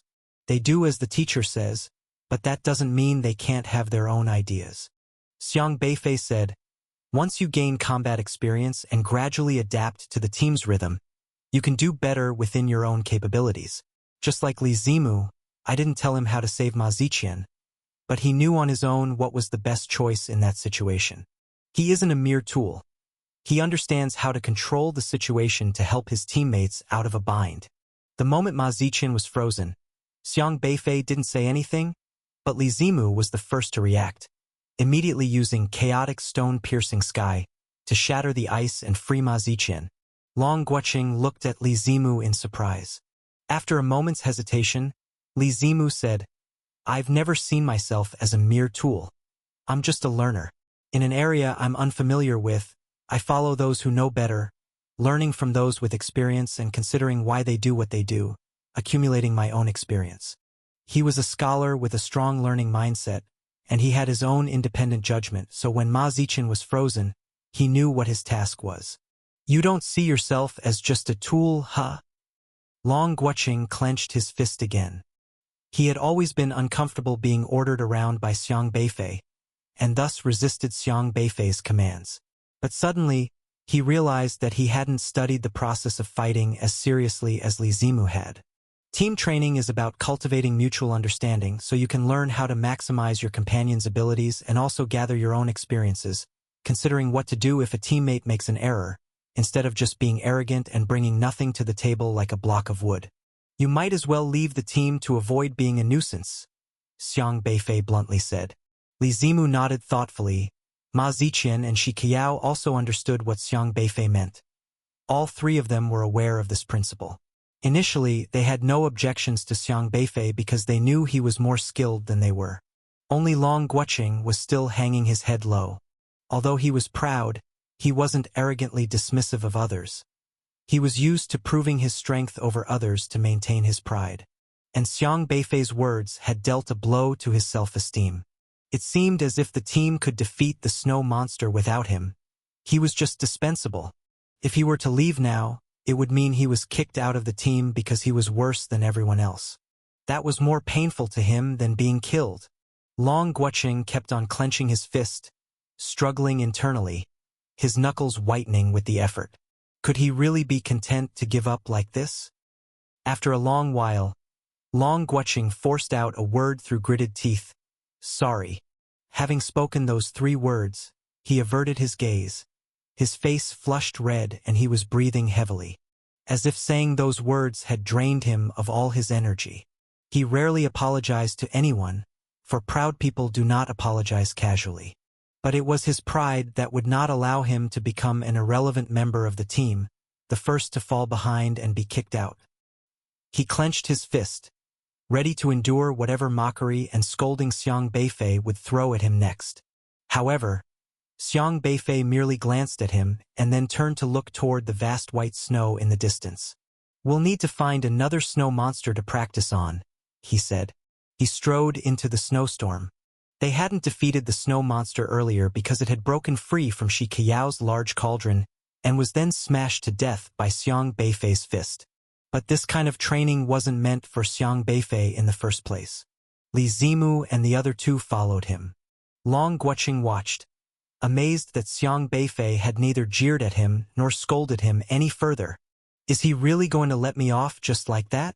Stay tuned with Empire. Long Guoqing couldn't understand. He had braced himself to endure all sorts of mockery and sneers. If it had been him, he would certainly not have easily let go of anyone who was dragging the team down. At the very least, he would have wanted to vent his anger with a few more shouts. But Xiang Beifei seemed too lazy to bother with him. Does he disdain to scold himself? Damn! Am I not even worthy to be scolded by you? How little you must think of me! Long Guoqing felt indignant inside. As he had always looked down on others and never allowed anyone to look down on him, without any hesitation he angrily followed. Yi Changfeng chuckled behind them. This really is an odd team. He had seen student-formed pioneer teams before, but this was the first time he had seen such a strange configuration where one N level pulled 4 SR levels along. Each member of the team had a strong personality, all of whom were among the best new students. Normally, none would submit to the others. The process of becoming a cohesive team requires time. It's not something achieved overnight, and various conflicts and prejudices would arise among teammates, which required the team leader to mediate. A true test of the leader's capabilities.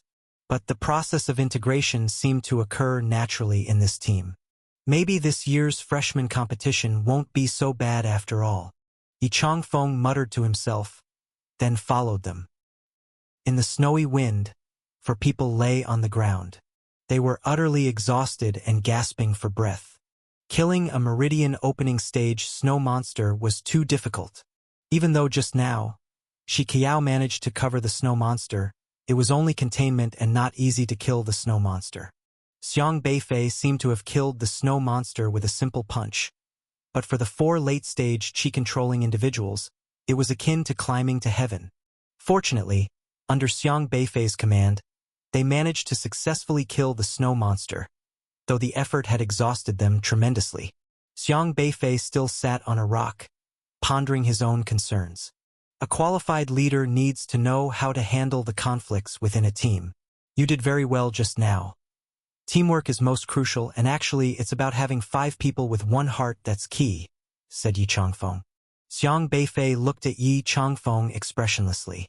Yi Changfeng chuckled and said, I know you don't like trouble, but you always tend to simplify complex matters, don't you?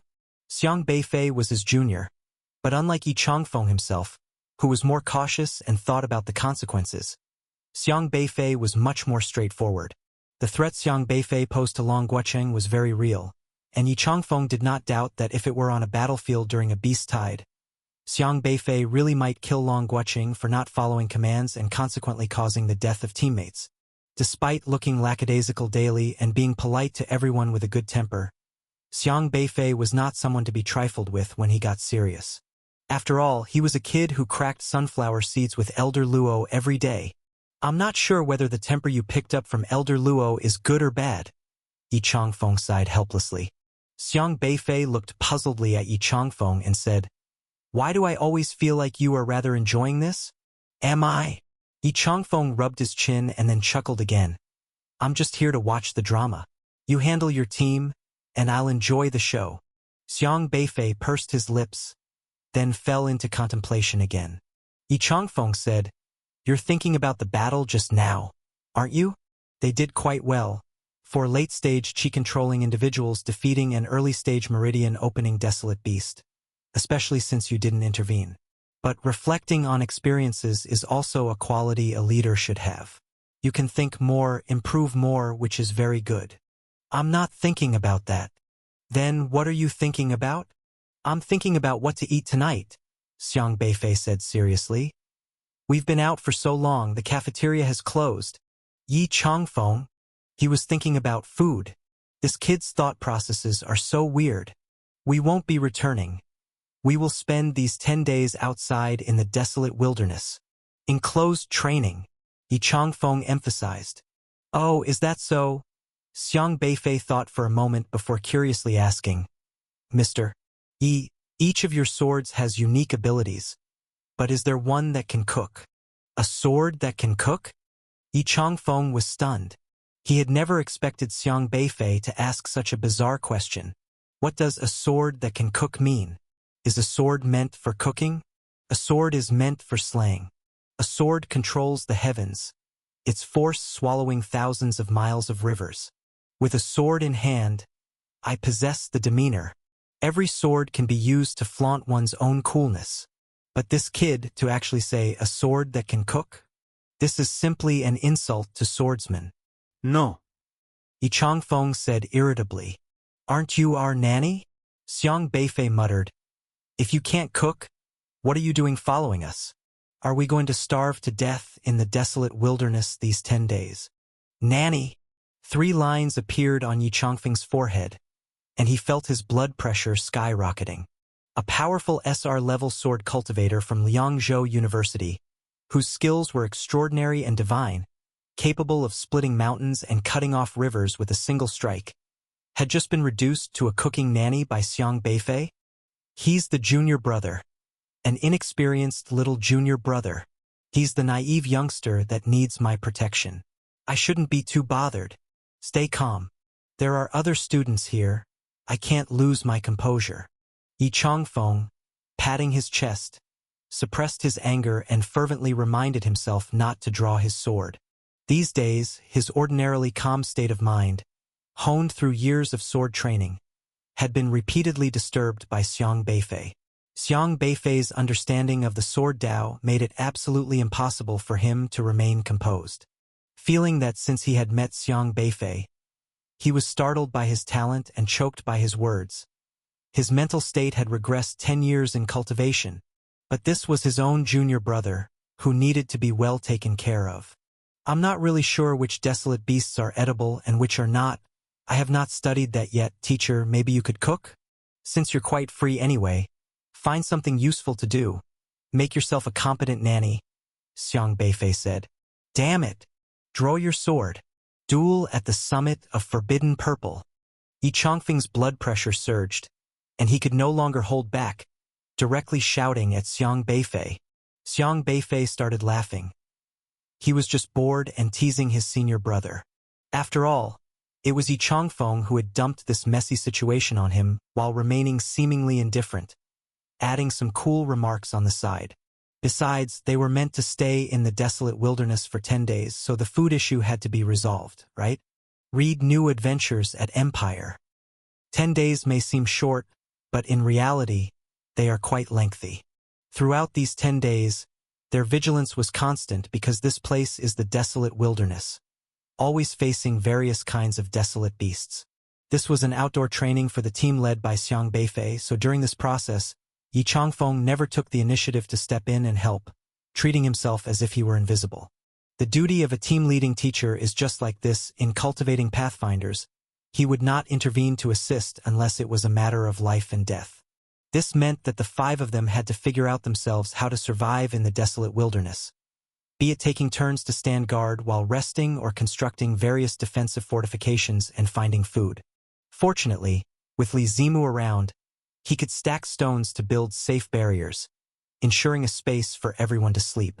As for finding food, it wasn't a big issue since there are so many desolate beasts around, not all during Meridian opening stage and some during Qi controlling stage. Just casually killing one would suffice. Being able to kill a desolate beast was one thing, but the main issue was that no one in the team was capable of cooking, and added to their inability to identify which desolate beasts were edible, it proved to be very troublesome. Before coming here, they hadn't considered the food problem, nor had they formally learned to identify the meat quality of desolate beasts, a lot of which was poisonous. Eating it could result in death. Xiang Beifei wasn't bothered. He could just snack on sunflower seeds to get by, always full of energy. But the others couldn't manage that way. On the first day of training, after Ma Ziqian and his group decided to roast and eat a hairy cow, Yi Changfeng couldn't hold back any longer. Enough! Don't you all know that the meat of a hairy cow can't be eaten without processing? Yi Changfeng exclaimed.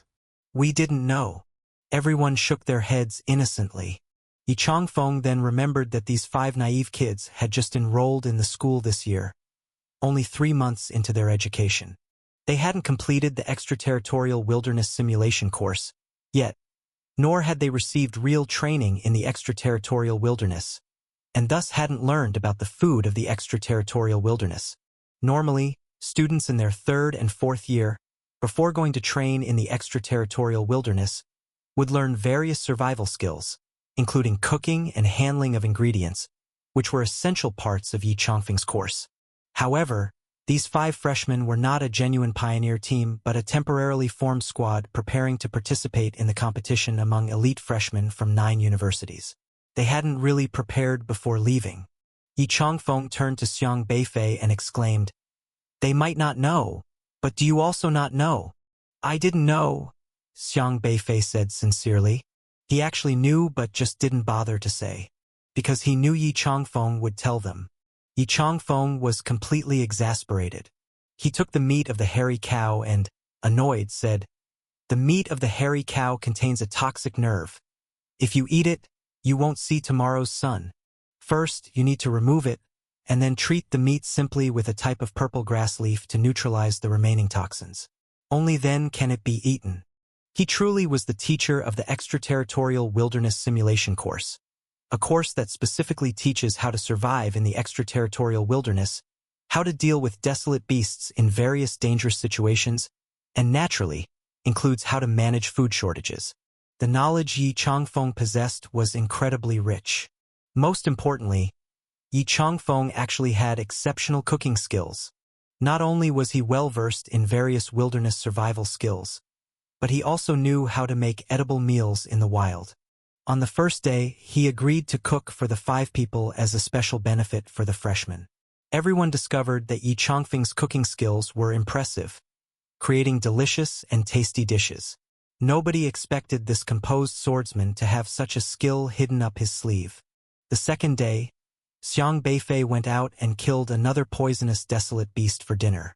Yi Changfeng originally held himself back to see if they would notice, but seeing that they were about to eat it, he couldn't restrain himself any longer, snatched it away, and then chastised everyone while also cooking the meal.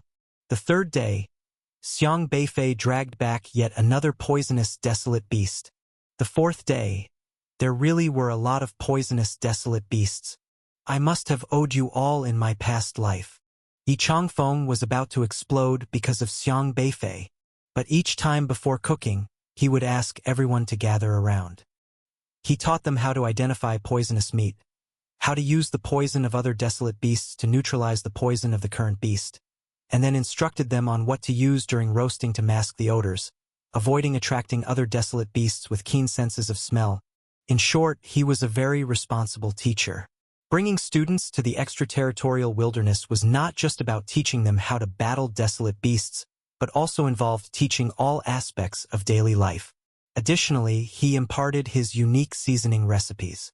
After tormenting Yi Changfeng for 5 days, Xiang Beifei also began to seriously learn how to cook. In his view, this matter was also very important. He would explore any aspect he was not proficient in. The others also seriously treated cooking as an important matter. Eventually, even the pampered Long Guoqing personally followed Yi Changfeng to cook, although the things he made were pitch black and not fit for human consumption. Li Zimu learned the fastest. He naturally loved eating, and a phrase he often had at the tip of his tongue was, "Food can surpass the interest of books by 3 parts, but books are always less fragrant than food." Moreover, this guy also came up with various cooking poems, such as, "Don't laugh at the farmer's muddy new wine. The bountiful year keeps guests with plenty of chicken and pork." He could use his understanding of the poetry realm to make a variety of dishes from available ingredients, even turning a few picked fruits into fruit wine with his abilities. With Li Zimu, there was absolutely no worry of going hungry. Of course, the condition was that he had to learn to identify whether a desolate beast was poisonous. Everyone was diligently learning, trying to compensate for their deficiencies. Perhaps because Xiang Beifei led them to defeat about a dozen meridian-opening early-stage desolate beasts, their confidence was gradually building. After continuously refining their skills for 10 days, everyone's teamwork was visibly improving. From initially needing Xiang Beifei to precisely direct each person's movements, now they didn't even need Xiang Beifei's vocal commands. Just a movement, a glance, and Li Zimu and others understood exactly how Xiang Beifei wanted them to act. Even Long Guoqing's complaints had significantly diminished. On the first day, his pride was deeply hurt, and he was intimidated by Xiang Beifei. The proud Long Guoqing didn't want to be the team's weak link, so he rarely questioned Xiang Beifei as he diligently focused on improving himself. But there were some things Long Guoqing had to refute. Every day, Xiang Beifei would summarize the day's combat experiences, so his teammates at least had an idea. Today, when killing the lava ghost, we could have ended the battle faster. Long Guoqing, your radiance abound needs further improvement. It's dazzling brilliance. Long Guoqing gnashed his teeth, saying, "I've always been competing with Xiang Beifei on this matter, desperately trying to get the designation corrected." But Xiang Beifei completely ignored it, continuing, "If you could freely control your ability, our team cooperation would be much easier. You are responsible for providing cover and launching surprise attacks. You must pay attention to how you release your powers. You don't need to light up immediately and affect all your teammates. You need to control your ability well, and condense the light to use it like a flashlight. I have already managed to do so, Long Guocheng said solemnly. 10 days ago, he still could not control this ability well. Every move he made was dazzlingly bright, blinding everyone, including greatly limiting his teammates. But now he could control the light, letting it radiate only from his fingertips or concentrating it with his hands into a powerful laser beam. According to what Xiang Beifei said, even just stretching out one finger was enough to act as a flashlight. It was an ability that Xiang Beifei had forcibly pushed him to master. Even Long Guocheng had to admit, if it weren't for Xiang Beifei constantly urging him, he would never have realized his dazzling brilliance could reach such a level. I have a question. Long Guocheng couldn't hold back, looking angrily at Xiang Beifei.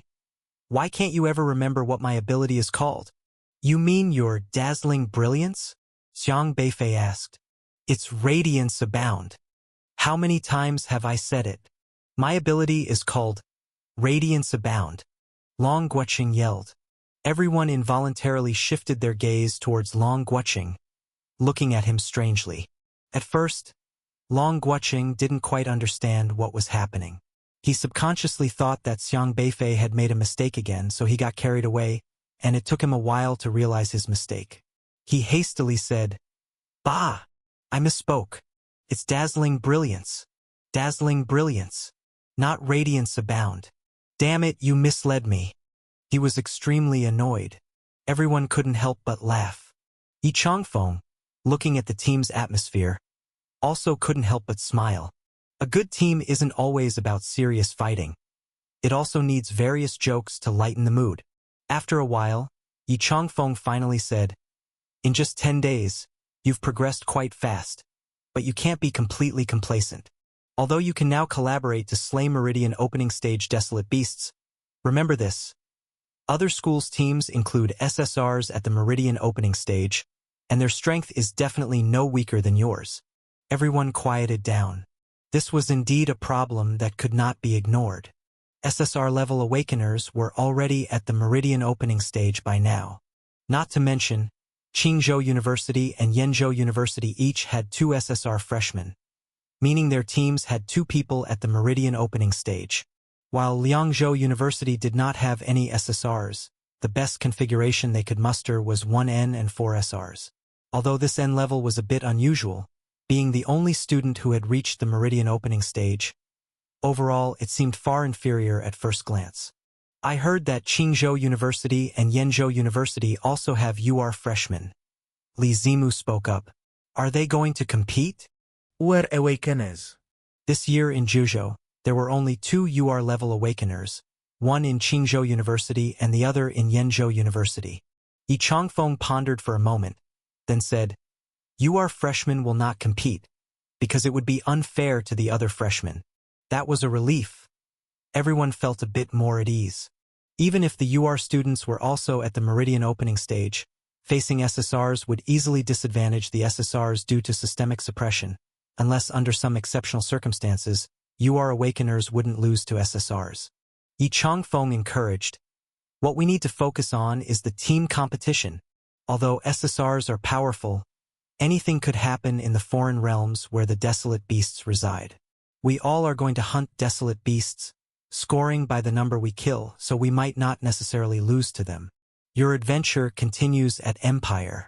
The Desolate Beasts in the foreign realms wouldn't just obediently stand there waiting to be killed, so having SSR-level strength only meant killing faster, but it didn't guarantee finding more Desolate Beasts. Despite his words, everyone was still uneasy. We have Xiang Beifei. We're not slow at killing Desolate Beasts either. Yi Changfeng raised his voice. This statement somewhat reassured them. Indeed, the past 10 days had made them acutely aware of how terrifying Xiang Beifei's analytical and judgment abilities were. All right, don't think too much about it. Go get some sleep. We head back to school tomorrow morning. Rest for a day, and then we will be setting off the day after tomorrow. Tonight, I'll take the night watch, Yi Changfeng said. Everyone had to set aside their concerns and then went to rest in the stone houses built by Li Zimu. The crowd had already dispersed, and Yi Changfeng had gone on a patrol around the area, ensuring that no Desolate Beasts could find the place. Li Zimu had not left yet, staring at the stone house, deep in thought. He had been toying with a pile of flames in front of him, which danced in his hands. Xiang Beifei watched the flames in Li Zimu's hands and inquired, "Got something on your mind?" After pondering for a moment, Li Zimu condensed the flames in his hands into specks of ice and said, "I've been thinking about how to enhance my own strength. My ability seems to have never been very prominent within the team." Xiang Beifei sat down again, looking at the ice specks swayed by Li Zimu, and said, "Your strength is already quite comprehensive." He actually thought highly of Li Zimu's system ability. Almost everyone's system in the team specialized in something, but Li Zimu was different. If he was willing, he could comprehend a variety of abilities. He could even exhibit the abilities of his teammates using the method of the poetry realm. Long Guoqing had dazzling brilliance, and Li Zimu only needed to comprehend the phrase "varied lightning brings chaos," piercing gaze launching rays of light, to learn Long Guoqing's ability. Ma Ziqian possessed extreme speed, and all Li Zimu needed to comprehend was the phrase, although riding the wind, not necessarily swift, to be even faster than riding the wind. His speed might not quite match Ma Ziqian's swiftness, but it wouldn't be far off. Shi Qiao had a system ability that enhanced the comprehensive quality of others. Li Zimu just needed to comprehend the phrase in one burst of effort, to achieve a similar effect. Of course, it might not be as specific as Shi Qiao's, but it was not to be underestimated either. And then, Li Zimu could also double as a cook, build houses, and erect various defensive barriers. One could say, Li Zimu was the most comprehensive SR-level awakener Xiang Beifei had ever seen. Li Zimu hesitated, shook his head and said, "Although I'm comprehensive, my shortcomings are also quite obvious. I can't possibly catch up with the specialized abilities of each of them. Moreover, what I comprehend is a kind of artistic conception, a form of illusion technique which can be countered by spiritual power."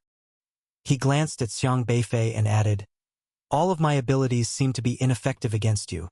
You appear to have very strong spiritual power that can resist all of my poetry realm techniques." Xiaohei made a proud woof-woof at the side. Xiaohei was exceptional to begin with. Not to mention Li Zimu, any system awakener specialized in illusions was ineffective against Xiang Beifei, and even the powerful mental attacks from Elder Luo could be partly invalidated by Xiaohei. As long as Xiaohei was willing, any of the poetry realm techniques from Li Zimu would be blocked by Xiaohei. But unfortunately, Li Zimu was unaware of this. Of course, if Li Zimu encountered any SR-level system awakeners with strong mental defenses, he would also be constrained. In other words, Li Zimu's system ability would be hard-pressed to take advantage in front of people like Elder Luo or Professor Guo, Yi Changfeng, who had specifically trained their spiritual power. Even without relying on Xiaohei, the spiritual power that Xiang Beifei currently commanded was enough to withstand Li Zimu's poetry realm, nullifying attacks like chaotic stone-piercing sky. A powerful system inevitably comes with some weaknesses. Perhaps it was due to this flaw that Li Zimu's system could only be considered SR level, otherwise a system capable of paralleling the unilateral abilities of others should belong to the SSR tier. However, Li Zimu was already an exceedingly powerful awakener. In this world, there weren't many cultivators with powerful spiritual power, and people like Yi Changfeng, Xiang Beifei, and Professor Guo all had defensive capabilities against spiritual attacks, thanks to Elder Luo's guidance. Other martial artists with strong spiritual power were mostly system awakeners who used illusion techniques. Amongst illusion technique specialists of the same level, being an SR-level awakener as well, there were basically no ones who could withstand Li Zimu's poetry realm. As for other martial artists who relied on brute force, they generally did not have strong mental power like Ma Ziqian and Shi Qiao, and even Long Guoqing, who didn't lack in spiritual power, would be brought into Li Zimu's poetry realm. If they were of the same realm, Li Zimu wouldn't be at a disadvantage when sparring with others. If it came to a fight, they might not necessarily be able to beat you. "You're being too hard on yourself," Xiang Beifei commented. "I know," Li Zimu smiled. "I've always been telling myself not to compare with you." Li Zimu was aware of his abilities, and he had a unique place in the team. He even felt confident when facing SR-level students from other schools. Experience tales with Empire. It was just that every time Xiang Beifei made a move, he felt the gap between them was far too wide. He just wanted to narrow that gap. Li Zimu swirled the air's ice specks, which condensed into chunks of stone, floating up and down. With a flick of his hand, the stones squeezed together and transformed into flakes of snow. The things I create aren't entirely real. Anyone with a bit of discernment can notice that. The disadvantage is quite evident, he said. Li Zimu slightly quivered his fingertips, and the snowflakes once again turned into 5 green leaves. Xiang Beifei remarked, "In truth, every system has its disadvantages. It depends on whether you understand how to play to your strengths and avoid your weaknesses. If you're clever in your application, then it's not necessarily easy for others to spot your disadvantages." Li Zimu's abilities were hard to take advantage of in front of Xiang Beifei. In fact, not just him. Anyone who could see system missions through Xiang Beifei's eyes. Xiang Beifei could figure out a way to deal with them. But Li Zimu didn't know this. If he did, he wouldn't be so conflicted. "If you had my abilities, what would you do?" asked Li Zimu. Xiang Beifei, as if lost in thought, gazed at Li Zimu's system ability and, reminiscing certain things, then said, "I will do so." He plucked a leaf from the grass at his feet and, with a gentle flick of his fingertip, the leaf swiftly took flight, drifting through the air and blending in with the 5 leaves controlled by Li Zimu, swiftly mixing among them. There were now 6 leaves floating in the air. "Can you tell which leaf is mine?" Xiang Beifei asked. Li Zimu stared at the 6 leaves, slightly surprised. The leaf Xiang Beifei had picked was real, but somehow, once Xiang Beifei's leaf mingled with his own, Li Zimu suddenly found he could no longer distinguish it. Experience new tales on Empire. However, the leaves he controlled were manifested using the poetry realm and could be freely changed in their presentation, whereas Xiang Beifei's leaf was real. By altering the poetry realm, he should be able to differentiate his leaves from the ones Xiang Beifei had added. With a wave of his hand, he transformed his leaves into a set of daggers. Yet, to his amazement, there were still 6 daggers before him. He remembered having only 5 leaves, so reasoning that if he changed the poetry realm to daggers, there should only be 5. Then why had Xiang Beifei's leaf also integrated into his poetry realm, becoming the 6th dagger? "You can use my poetry realm?" Li Zimu asked in surprise. "No." Xiang Beifei shook his head. "Then why did your leaf mimic a part of my poetry realm?" Li Zimu asked. "Which leaf?" "The one you just plucked." Pointing to the grass at his feet, Xiang Beifei asked, "You mean this leaf?" Li Zimu's gaze fell on the grass Xiang Beifei was pointing to, and he suddenly paused. Xiang Beifei had indeed plucked a leaf from that very grass, but inexplicably, that leaf still appeared intact upon the grass. Xiang Beifei had not picked it at all. Looking again at the 6 daggers, Li Zimu thought for a moment, then transformed the 6 daggers back into leaves. Yet now there were only 5 leaves left. "This?" Li Zimu seemed baffled, finding himself at a loss even as a master of illusion. He looked at Xiang Beifei and asked, "How did you do it?" "Spiritual power." "Your spiritual power can actually reach this extent?" Li Zimu was very surprised. The poetry realm he had crafted was reliant on spiritual power.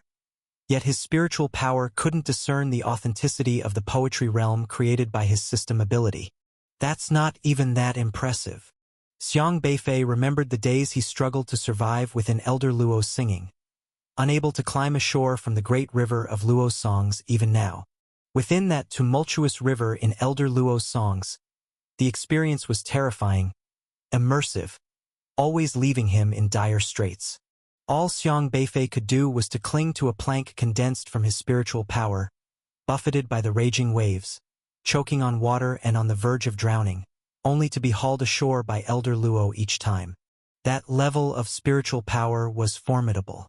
After pondering for a moment, Xiang Beifei said, "Have you heard of a desolate beast called Meng Huai?" "Meng Huai." Li Zimu pondered for a moment. "What is it?" "It's a kind of desolate beast at the god-refining stage, very powerful and rare. There are none around here. You might encounter them in the Tranquil Domain or the border territories. It's capable of such deception that it can confuse truth with falsehood, Xiang Beifei explained. Perhaps you could try understanding some poetry by referencing its abilities.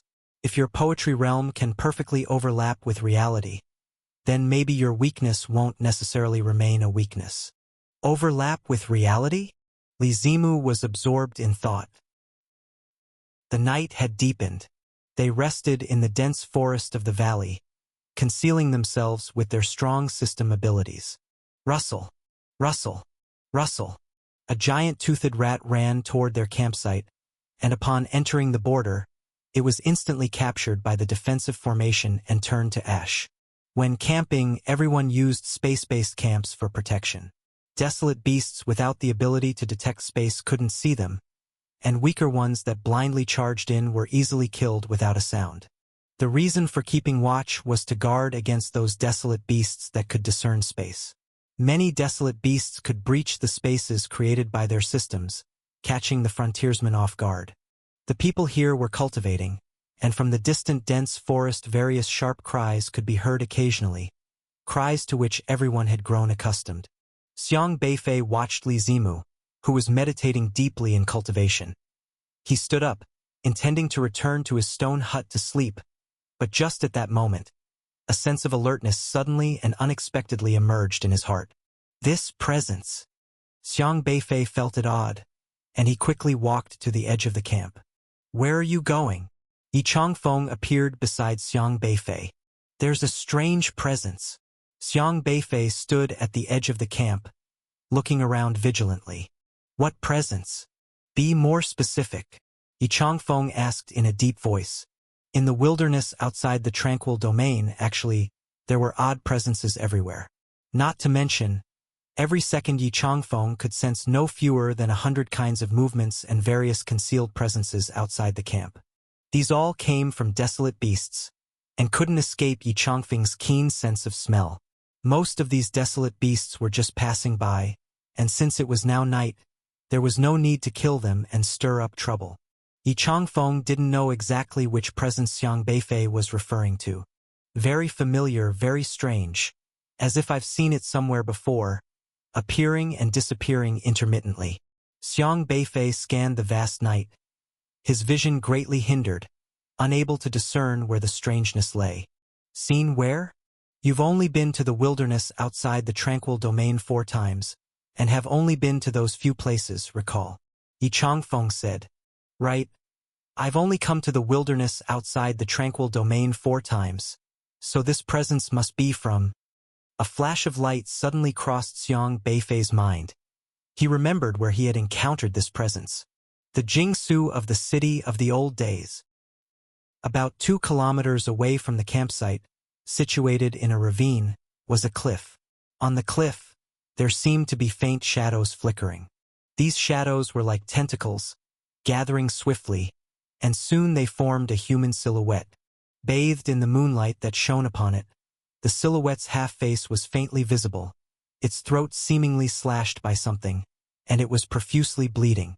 The person stared at the invisible space of the camp and suddenly revealed a sinister smile. Find. He struggled to speak, but blood kept flowing from his throat. He tried to say find for a long time, meaning he couldn't find the words to continue. Have you found it? A crisp voice suddenly came from atop the cliff. It sounded quite pleasant, that of a mature and steady woman. She helped the man complete his sentence. A slender woman then appeared on the cliff. She swayed her slim waist, coming to the side of the man with the broken throat, her gaze sparkling as she looked in that direction. It's right there. This woman looked perfectly normal, with long golden curly hair, clothes ragged and casual, half covering where unnecessary and fully exposing where it was appropriate. But compared to the man whose throat had been slashed, she was like a perfect human being, without a wound, without dim eyes, and even the sound of her voice was indistinguishable from that of humans. If one had to mention something special about her, it was her waist, strikingly slender, so much so that one hand could almost circle half of it. The man struggled again to say, see. Can see a person but can't smell a presence. I get your point, you just need to say one word. The curly-haired woman smiled charmingly. "Wanna try?" "Strong." The man stuck out his tongue, licked the fresh blood at the corner of his mouth, and then swallowed it.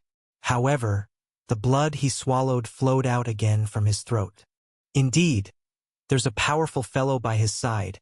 Not easy to mess with." The curly-haired woman nodded slightly, and then with a smile that appeared quite charming, she said, "The whining baby gave us this information before its death. It must be him." In her hand was a dead green caterpillar a foot long, but it had been squashed flat. Its body burst open. The curly-haired woman extended her finger, cut open the caterpillar's head with her nail, then dabbed a bit of the caterpillar's brain the size of a bean onto her little finger, licked it, then smacked her lips, closing her eyes as if savoring the taste. Things just got interesting. The curly-haired woman's eyes lit up. "Interesting." The man frowned. "You would never guess what I tasted." The curly-haired woman laughed. Yi Changfeng and Xiang Beifei appeared atop the cliff, where a cool breeze brushed past, carrying a hint of chill. The cliff was empty and desolate, devoid of other figures. "It's this aura. It's those things. Ghost whiskers of remnant visage. They must have been here just now," Xiang Beifei said in a heavy tone. The strange aura here was very similar to what they had encountered in the city of the old days. Yi Changfeng's gaze swept over the cliff, and he, too, sensed a powerful presence here. But in reality, everywhere in the foreign wasteland harbored strong residues of presence, left as markers by desolate beasts as they passed by, mainly to deter other desolate beasts and establish their territory. "There's a dead miasma worm here." Yi Changfeng found the corpse of a green-haired worm on the cliff and crouched down, a short sword appearing in his hand. This sword, no more than 3 inches long, twinkled with sword light as it touched the green-haired worm's body. The tiny sword emitted a sharp glow, constantly crisscrossing over the worm's carcass, probing it. After a while, Yi Changfeng's expression turned serious. "This green-haired worm has Long Guoqing's footprints on it," Yi Changfeng said solemnly. "Long Guoqing. He stomped it to death." Yi Changfeng looked at the exploded remains of the green-haired worm, which had been crushed until only a layer of skin remained. This green-haired worm was very weak, merely the most ordinary early chi-controlling desolate beast, at the very bottom of the food chain, easily trampled to death in droves by any martial artist. "Long Guoqing is still at the camp. He couldn't have come here, and we didn't come here during the day either, so there's only one possibility." Xiang Beifei's expression grew somewhat grave. "It was brought here by that kind of desolate beast." Yi Changfeng poked at the green-haired worm's body, his face slightly changing. Xiang Beifei also noticed the scratch on the top of the green-haired worm's head and said, "The worm's brain is gone. Do they eat brains too?" This was something Xiang Beifei had not expected since Zhuzhou's Pioneer database had sparse records of these creatures, with a name Xiang Beifei had casually made up. Did the ghost whiskers of remnant visage happen upon the brain of the green-haired worm squashed by Long Guoqing in their hunting, by chance? Or had they been quietly following them and then deliberately sought out the brain of this worm they had crushed to eat? Xiang Beifei's gaze flickered for a moment. If it was the latter, then the situation was not quite right. Why would it specifically eat a green-haired worm stomped on by Long Guoqing? Was it trying to obtain some information from this worm? Yi Changfeng collected the miasma into the space within his sword, and then stood up, scanning the vast forest below with a grave expression. "Some desolate beasts are not simply about eating brains." "You mean to say?" Xiang Beifei seemed to faintly grasp something. "Let's hope it's not what I'm thinking. Enjoy more content from Empire." Yi Changfeng looked at Xiang Beifei, a trace of worry evident in his eyes. Xiang Beifei thoughtfully regarded Yi Changfeng, then turned to gaze into the night, looking at the distant mountains and murmuring, "So, what exactly might the ghost whiskers of remnant visage get from eating the brain of this green-haired worm?" After returning to school from the foreign wasteland, everyone was disheveled, with ragged clothes. Walking through the campus, no one even recognized them. In that ghastly place, one had to be constantly on edge, enduring threats from various powerful desolate beasts. Protecting oneself was hard enough, let alone caring about one's appearance. After returning to the dormitory and cleaning up well, they rested for a full day. The next morning, everyone gathered in the dean's office of the Martial Arts College, preparing to depart for Qingzhou University. The annual freshman competition was held in turns at different universities, and this year, it was Qingzhou University's turn to host. However, before departing, Yi Changfeng needed to take his team to meet with Wei Tong, the dean of the Martial Arts College. Wei Tong was a literary Taoist, but, as the dean, naturally wanted to make his presence felt. He requested to meet this year's team participating in the elite freshman competition to give a pre-departure motivational speech. The dean's office was extremely large, giving off a very first impression of orderliness. Inside the pen holder were specially made square compartments with various pens arranged by length from longest to shortest. The books on the shelves were grouped by similar spine colors and arranged from tallest to shortest, with not a single gap between each book. Even a pile of used documents on the desk was stacked perfectly square, with not one single sheet protruding, all corners aligned as if cut with a knife. There was not a hint of disarray in this office. It was extremely orderly, to the point of seeming somewhat pathological. Xiang Beifei couldn't help but feel surprised and perplexed as he looked at the middle-aged man in front of him. The dean with his hair slicked down by hair gel as if printed by a machine, not a single strand out of place. Host, Wei Tong. SSR level, methodical system, realm, late god refining. No wonder the office is so orderly. Xiang Beifei couldn't help but take another look around the office. Honestly, this was the first time he had seen such an orderly office, and he doubted he would ever find a second one like it. Wei Tong was a literary Taoist, probably just in his early 40s, a couple of years older than Yi Changfeng.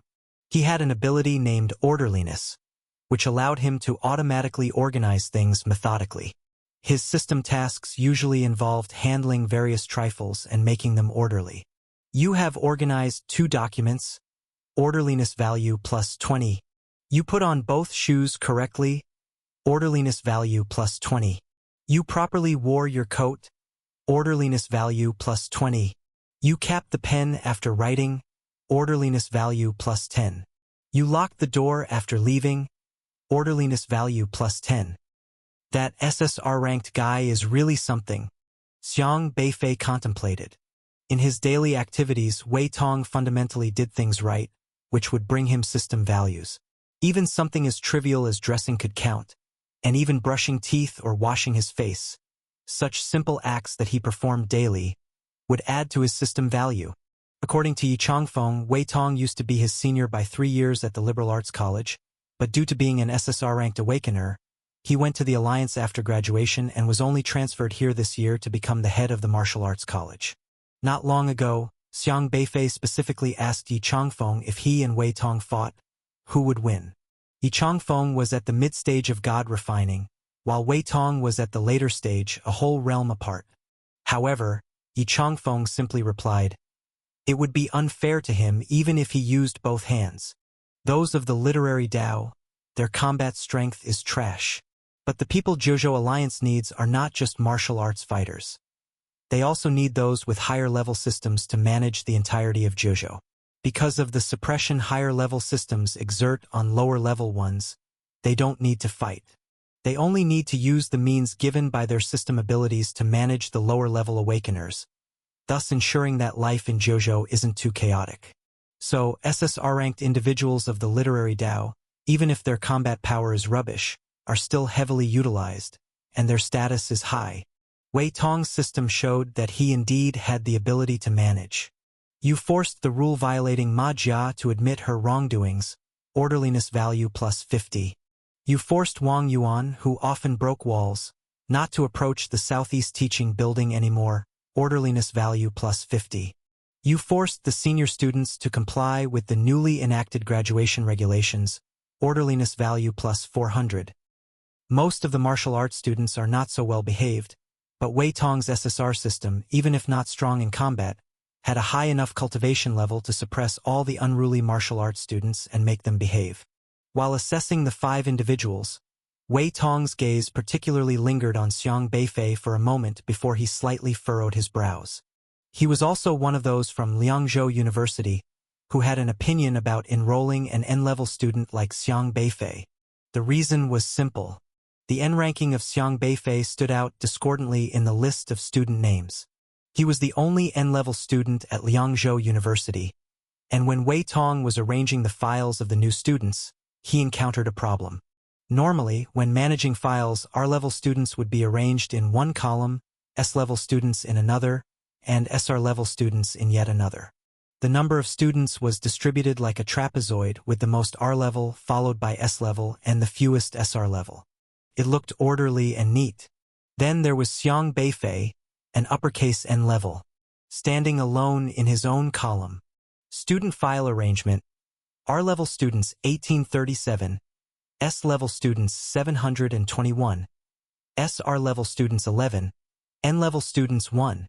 This arrangement follows the principle of descending order of numbers but not the principle of ascending order of system levels. Making the arrangement not orderly enough, task failed. Wei Tong liked his files arranged neatly, organized by the idea of the fewer the number, the higher the system level. But the stubbornly unique N-level Xiang Beifei conflicted with his idea of file organization completely. After the first arrangement task failed, he reorganized the system task. Student file arrangement: N-level students 1, R-level students 1837, S-level students 721, SR-level students 11. This arrangement follows the principle of ascending order of system levels but not the principle of descending order of numbers. Making the arrangement not orderly enough, task failed. Wei Tong tried and tried but just could not reconcile the issue. For someone with obsessive-compulsive disorder like him, this was extremely vexing. The system issues a task for arranging the student files. If successful, it's worth 10,000 system values. Task failure meant he missed out on 10,000 system values. So he held a grudge against the N-level Xiang Beifei, even harboring dislike and aversion. It was not that he disliked Xiang Beifei as a person, nor his background. He didn't even understand what kind of person Xiang Beifei was, nor had he had any conflicts with Xiang Beifei's parents before. He just detested the existence of Xiang Beifei's N rank, which made it impossible for him to make the list of student names look methodical. He couldn't complete various tasks because of it. Due to the N-level Xiang Beifei, the arrangement of the name list for the new student's physical examination was not orderly enough. Task failed. Due to the N-level Xiang Beifei, the arrangement of the name list for the new student's simulation exam was not orderly enough. Task failed. Wei Tong had failed a bunch of file arrangement tasks issued by his system. The reason he disliked Xiang Beifei was just that simple. To think he'd have an issue with me for this reason. Weird indeed. When Elder Luo told Xiang Beifei last time that the head of the martial arts college had serious issues with him, Xiang Beifei had thought it was because there were no SSR-ranked students among this year's freshmen. But after seeing Wei Tong's system log, filled with failed tasks about student name lists not being orderly enough to increase system value, Xiang Beifei finally understood the reason that he was shunned by the head of the martial arts college. "Stand up straight and stay alert, all of you," he said. "You are the cream of the crop among new students at Liangzhou University, and each of you bears the mission of bringing glory to our school. So, in the competition over the next few days, take it seriously and let your potential shine. Bring glory to our school." Wei Tong was standing there, giving a speech to Xiang Beifei and 4 others. As he spoke, he also had them line up and even adjusted their positions with his hands, making sure the 5 of them were perfectly aligned, with their heels on the same straight line. He had a simple reason for doing this because Wei Tong's system had issued a new task. Please arrange the 5 students correctly. The new students competition at an elite school is a very significant entry on your resume. Good rankings can add a strong highlight to your CV after you graduate. Wei Tong thought for a moment, then began to adjust the positions of the 5. Ma Ziqian was the tallest, followed by Xiang Beifei, then Li Zimu, Long Guoqing, and Shi Kayao. After he arranged them, the system made a judgment.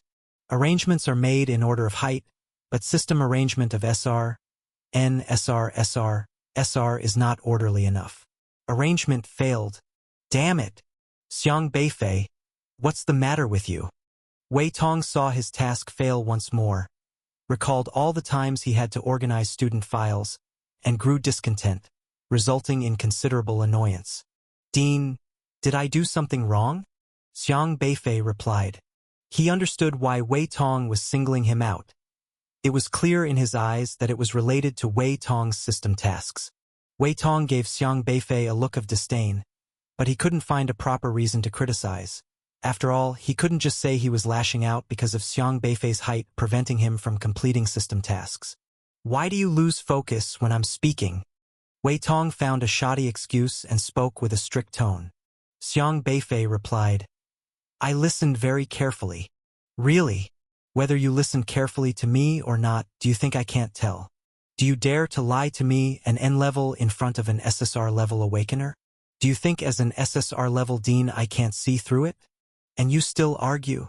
Wei Tong was very resentful towards Xiang Beifei, but knew that there was no way for Xiang Beifei to refute such remarks, because Beifei was merely an N-level and he, as an SSR-level awakener, held absolute authority in terms of rank. In other words, as long as he said he could tell when a student was lying, the student had no way to defend themselves. Xiang Beifei didn't respond, nor did he feel like speaking further, as it would be pointless. Xiang Beifei dares not speak up. The student submits to the dean's discipline, orderliness value plus 30. Seeing the system's prompt, Wei Tong's expression slightly improved, so he could gain orderliness value from this N-level in such a way. Not bad. It seems this will keep the lad in check. So what if you are an N-level body cultivator?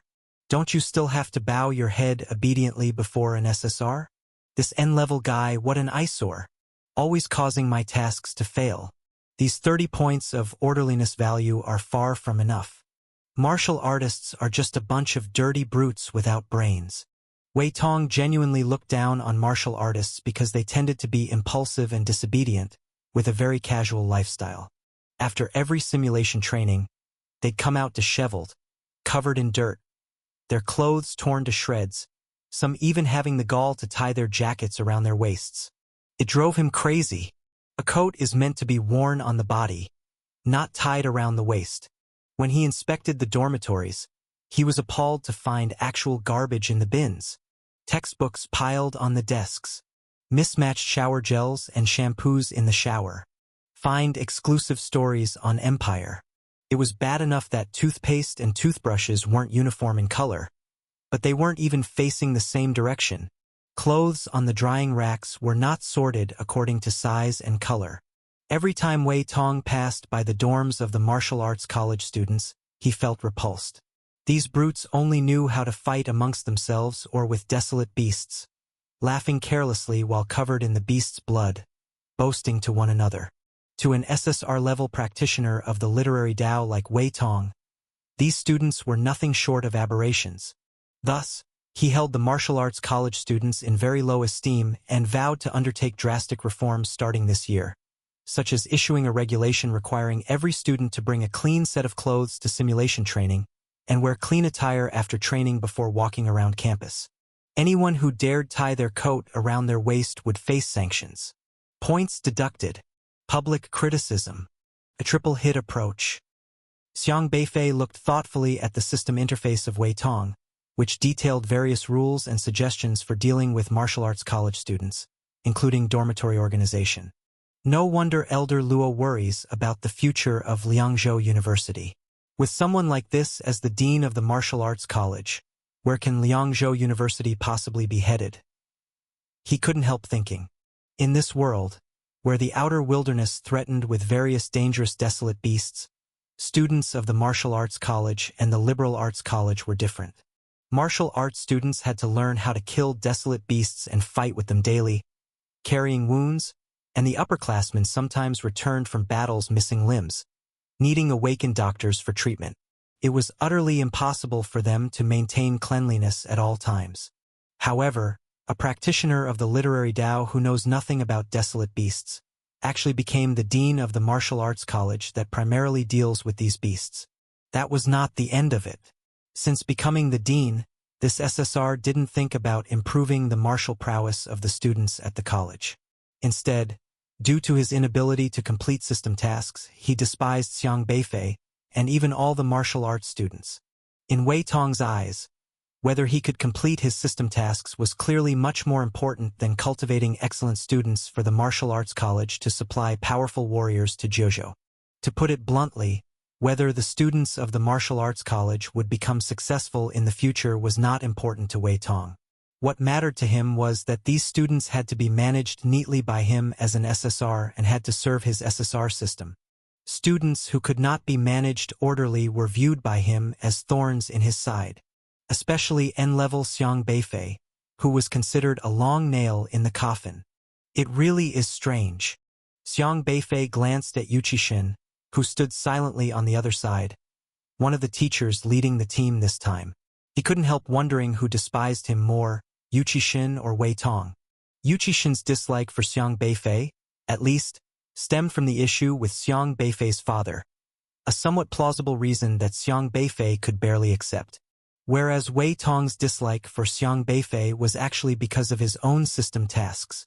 Xiang Beifei really wondered, if the martial arts college of Liangzhou University didn't have people like Elder Luo, Professor Gua, and Yi Changfeng to guard it, what would become of the college if it were left to the likes of Wei Tong to mess with?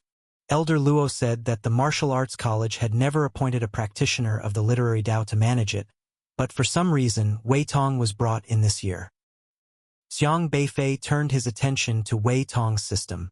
Current orderliness value: 412176692. For every 10,000 increase in orderliness value, choose one of the following rewards. 1. Presence. Can pretend to have the aura of someone at the orifice transforming stage. 2. Obedience. Can make people with a lower cultivation level obey your orders. 3. Eloquence. Makes your speech clear and logical, and more persuasive. Can pretend to have the presence of someone at the orifice transforming stage. Is this a case of bluffing with borrowed might? Even though Wei Tong is an SSR-level literary Dao practitioner, he hasn't broken through to a realm above God refining. He is only at the late stage of God refining and is inconsequential among the upper echelons of the martial arts college. Elder Luo alone could devour him whole. Not to mention the literary Dao practitioners, with a single sword, Yi Changfeng could easily chop him down. Yet his system rewards included the ability to pretend to have presence. If his cultivation is inadequate, does he compensate with pretense? What a good fellow. This way, when standing with other high-level individuals of the Jiuzhou Alliance, he could completely pretend to be at the orifice transforming stage and intimidate others to not appear less commanding. As for the obedience reward, it's enough for managing regular students. However, it is limited. The more people there are, the shorter the obedience effect lasts, much like a control-type system. Eloquence, as a reward, is quite important for an SSR dean of a martial arts college. When disciplining students, he needs to find justification. Suddenly, Xiang Beifei wondered if this guy had become the dean of the martial arts college by improving his eloquence skill. As a martial artist, Wei Tong's system provided all sorts of rewards that could help him manage better, without any pertaining to the martial arts itself. These 3 items. I wonder which level of spiritual power crystals they count as? Xiang Beifei pondered. With every 10,000 increase in system value, he could choose a reward, which meant that such rewards could be attained for just 10,000 system value. They were clearly not the kind of system items meant for the God refining stage, most likely belonging to the meridian opening stage. Xiaohei. Remember to collect the delivery. Xiang Beifei greeted Xiaohei. Just now Wei Tong had indeed counted his 30 points of system value in, so that made things easier. Woof woof woof. Xiaohei swished his tail, indicating no problem. After a while, Xiaohei asked again, woof woof woof. Xiang Beifei pondered for a moment and said, good. Then we'll take every reward he gets in the future. Woof. Xiaohei burst into laughter. Wei Tong was making things difficult for Xiang Beifei simply because he, with his N-level talent, could not correctly complete the arrangement task. Therefore, Xiang Beifei had no reason to be polite. A literary Tao practitioner who wanted to be the dean of a martial arts college should be prepared to be fleeced. From now on, all these rewards would be free of charge. Wei Tong had no idea what Xiang Beifei was thinking. His system task had failed because of the N-level Xiang Beifei, which irritated him immensely, so he stopped fussing over the queuing matter and asked, Yi Changfeng, among these 5 people you've brought out, who is the captain? Xiang Beifei, Ye Changfeng replied. Wei Tong frowned and said, You let a student with N-level talent be the captain? What were you thinking? An N-level leading 4 SRs? Do you find this amusing? Xiang Beifei has the highest strength, along with the ability to command and coordinate the whole team, and naturally qualifies for the position of captain. That is the rule of pioneers, Yi Changfeng said indifferently. Continue reading at Empire. As a practitioner of the literary Tao, Wei Tong didn't understand the affairs of the pioneers, but Yi Changfeng did. As a martial practitioner, one should only look at strength and ability, not system talent levels. When Yi Changfeng brought up the rule of the pioneers, Wei Tong reacted as if someone had stepped on a mouse's tail and sharply rebuked, The rules of martial practitioners? Are you teaching me how to do my job? He was not a martial practitioner himself and hated it when others mentioned aspects he wasn't interested in while he was speaking. If you understood the rules of the martial arts college, you wouldn't need someone else to teach you how to do things, Yi Changfeng stated. Ye Changfeng. Wei Tong's aura surged up a notch, his whole presence like a deep and unfathomable ocean, extremely terrifying and subtly surpassing Yi Changfeng. It was as if he could suppress Yi Changfeng with just a raise of his hand. Remember your place. You're just a teacher at the martial arts college while I am the dean. Show some respect when you speak. Otherwise, don't blame me for being impolite, Wei Tong declared. Long Guocheng and the others were shocked by the overwhelming aura emanating from Wei Tong. The dean's strength is so powerful, even stronger than Mr. Yi. This cultivation level must be at the orifice transforming phase. Long Guocheng couldn't help but think to himself. The others were also looking at Dean Wei's strength in terror, stunned by his aura. In front of the dean, they felt like a tiny flat boat in a mountainous sea. They could be overturned at any moment.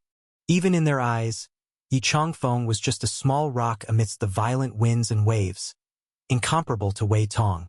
Only Xiang Beifei saw it very clearly.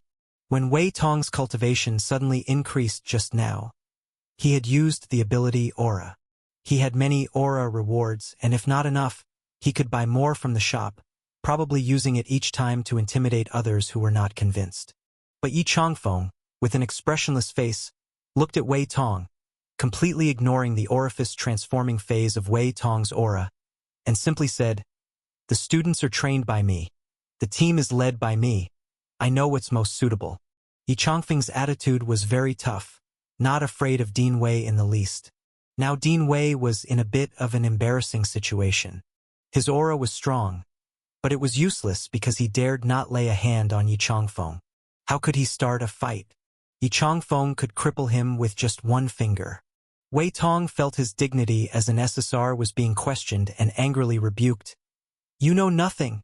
This year, our college didn't have any SSRs, yet we recruited an N-level and we've already been pointed at and remarked upon. Now you have an N-level student acting as a captain. Are you eager for the other 8 universities to laugh at Liangzhou University? But at that moment, a leisurely voice came from the side. Our dean of the Martial Arts College of Liangzhou University is still a literary Tao practitioner like you. Aren't you worried that others will use that to mock Liangzhou University? Elder Luo, cracking sunflower seeds, walked over with a leisurely gait that bespoke total disregard for others. At the sight of Elder Luo's arrival, Wei Tong felt as if he were an inflated balloon pricked by a needle, his aura deflating instantaneously, and the overwhelming momentum with which he had rebuked Yi Changfeng weakened significantly. Continue reading on Empire. His expression fierce but inner resolve fragile. He said, Professor Luo, what do you mean by this? So young yet hard of hearing? Do you need me to repeat myself? Elder Luo walked over and gave Wei Tong a sidelong glance. From that casual look alone, a cold sweat broke out on Wei Tong's back. He could bluff the aura of an orifice transforming stage, but the problem was it was just a bluff. His actual cultivation level was still in the late stages of God refining. He couldn't even beat Yi Changfeng, let alone Elder Luo, a notorious heavyweight. That was a man who had once directly killed an SSR-level martial artist. What was he, an SSR literary Taoist, in comparison? I am the dean now, Wei Tong still emphasized, albeit with trepidation. Having just arrived at Liangzhou University this year, Elder Luo had opposed his appointment from the start. However, since Wei Tong was assigned by the Alliance and Elder Luo had already retired, the opposition was futile. Do I need to hang a sign around your neck? Elder Luo retorted. So that others will be aware of it? You! Choked by Elder Luo's words, Wei Tong's face turned the color of eggplant. Elder Luo was not the type to pay lip service. He would scold or speak his mind whether one was the dean or the chancellor, without any pretense or insincere pleasantries. Yu Qixin, as the head of the Academic Affairs Office, do you approve of an N-level student being a team captain? Wei Tong seemed to seek affirmation from Yu Qixin, knowing that Yu Qi had deliberately made things difficult for Xiang Beifei during the entrance assessments by adding extra challenges. In his view, Yu Qixin should be standing with him, supporting the new dean of the martial arts college. Yu Qixin couldn't even be bothered to lift his eyelids, still speaking in his annoying tone. To be a captain requires great strength, and he has that qualification. Wei Tong's expression froze. Yu Qixin was not backing him up? Xiang Beifei was quite surprised, looking at Yu Qixin with some confusion. This time, Yu Qixin uncharacteristically refrained from mocking or ridiculing Xiang Beifei. He didn't take the opportunity to echo Wei Tong and target him, not even to kick him while he was down. However, Yu Qixin only gave Xiang Beifei a cold look, his eyes still filled with disgust. Yet when Yu Qixin looked at Wei Tong, the disdain in his eyes deepened, even accompanied by a trace of contempt. Compared to me, does he despise Wei Tong more? Xiang Beifei mused as he examined Yu Qixin's system interface. Yu Qixin possessed a Blade of the Seven Sins ability, tailored to judge others for 7 sins. Judgment against Wei Tong, pride value, 550, envy value, 220, wrath value, 201, sloth value, 9, greed value, 109, gluttony value, 70, lust value, 154. Of the 7 sins, 5 exceeded the threshold in Yu Qixin's assessment of Wei Tong. This man, except for the diligence involved in organizing things, showed alarmingly high values in other areas. It seemed that out of the 7 sins, Wei Tong embodied 5. Could this be the reason for Yu Qixin's disdain for Wei Tong? Li Zimu and the others also noticed that something was amiss with the atmosphere. They knew that Dean Wei was a literary Taoist, an SSR no less, with extraordinary systematic talents. But why did such an SSR dean appear to have no prestige among the teachers? Especially the old man eating sunflower seeds, who normally, when they saw him, was just seen wearing a security guard's uniform, basking in the sun at the school gate, appearing utterly neglectful of his duties. How could he have intimidated Wei Tong, an SSR, with his presence? Are we not leaving yet? Shall we stay here and grow mold? Elder Luo glanced at Wei Tong's tidy office and snorted derisively. Wei Tong's expression subtly changed as he asked, "Are you also going? What year have I not gone? Should I rely on you to hold the fort?" Elder Luo stretched contentedly. Wei Tong's face darkened. This was his first year at the college, and he was not very familiar with the new students' martial arts competitions. However, he was aware that despite his formal position, Elder Luo's implicit status within the school was, evidently, greater than his own. At least in the eyes of teachers and professors, Elder Luo's word carried weight, and among professors from other schools, he was someone many experts were wary of. If Elder Luo intended to go, Wei Tong could not refuse. "Let's go, let's set out." Yi Changfeng paid no heed to Wei Tong, signaled to Xiang Beifei and the others, and then turned and left the office. The territory of Juzhou is quite vast. It's like an irregular circle, which is then divided into 9 sectors with a center point. The 9 elite universities, each tasked with protecting the borders, are located on the edge of Zhuzhou. Since Liangzhou University and Qingzhou University are geographically opposite, traveling to Qingzhou University almost means crossing the entire territory of Zhuzhou, which can't be done directly through a teleportation array. They opted for a convenient mode of transportation and decided to fly. In this world, with the assistance of systems, technology is also powerful. The airplanes are indeed embedded with various types of transportation and acceleration formations. Since it's within the territory of Zhuzhou, transportation is not as restricted as it is in the wildlands outside. So crossing by airplane takes about 2 hours. Although it's expensive, they went straight to first class, and the school wasn't stingy about this. While on the plane, Xiang Beifei couldn't help but wonder about Wei Tong being a literary Taoist as a dean. So he quietly inquired, "Mr. E, it seems like you all don't think very highly of our dean." Yi Changfeng glanced at Wei Tong, who was reluctant to sit with them, and then said, "The martial arts college should not be managed by someone from the literary Dao. This had been a tradition for thousands of years, and Wei Tong was clearly the first to break this tradition." Xiang Beifei said, "I thought it was up to Liangzhou University to decide who serves as the dean. It used to be, but things have started to change in recent years." Yi Changfeng adjusted his glasses and said, "Wei Tong was transferred here by the Alliance. You could say that this is a measure the Alliance has taken against our martial arts college of Liangzhou University." "A measure? Because of that elder Shenhe of our house?" Yi Changfeng looked at the dozing elder Luo with a sigh and said, "Ever since he killed that SSR, the Alliance has been dissatisfied with him, and that's also the reason why Wei Tong came here, to balance or to surveil. In any case, it's the Alliance trying to intervene in the affairs of Liangzhou University." "Was that SSR killed by Elder Luo very important?" Xiang Beifei asked. "The identity is secondary. It's Elder Luo's attitude that mattered. After the beast tide was repelled, many higher-ups had urged Elder Luo to spare the SSR, believing that SSR awakeners were useful to the Alliance. But Elder Luo disagreed, saying, 'If I spare this SSR's life, then who is responsible for the hundreds of martial Taoists and civilians that the SSR has killed?' With the memory of that event heavy on his mind, Yi Changfeng slowly spoke. At that moment, after Elder Luo spoke those words, one of the URs from the Alliance hierarchy bluntly retorted, saying, 'One SSR's life is worth far more than those 700 or 800 low-level martial Taoists and humble civilians.' Then Elder Luo looked indifferently at that Alliance high up and in front of everyone, beheaded the SSR, spraying blood on the face of the UR. The UR didn't even react before he was completely drenched in blood. Yi Changfeng had been present at the time and had witnessed the scene, which remains vivid in his memory to this day. The scene was bloody and also very decisive. The bright red blood clearly represented Elder Luo's stance and attitude. I will never forget the words Elder Luo left for those from the Alliance after killing the man.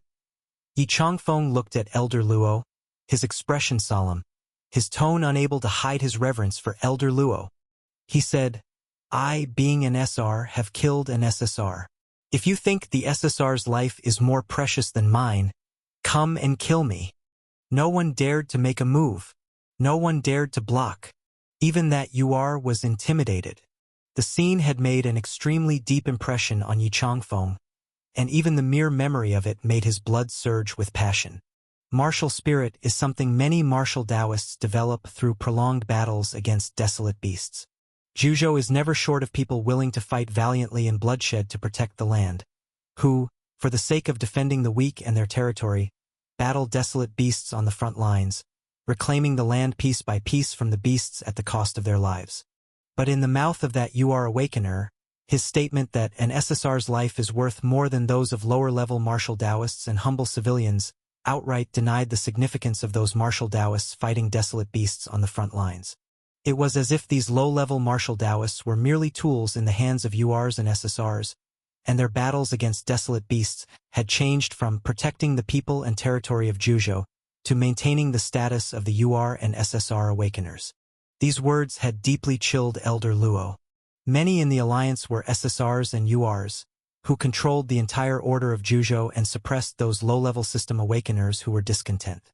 However, it seemed they had forgotten one thing.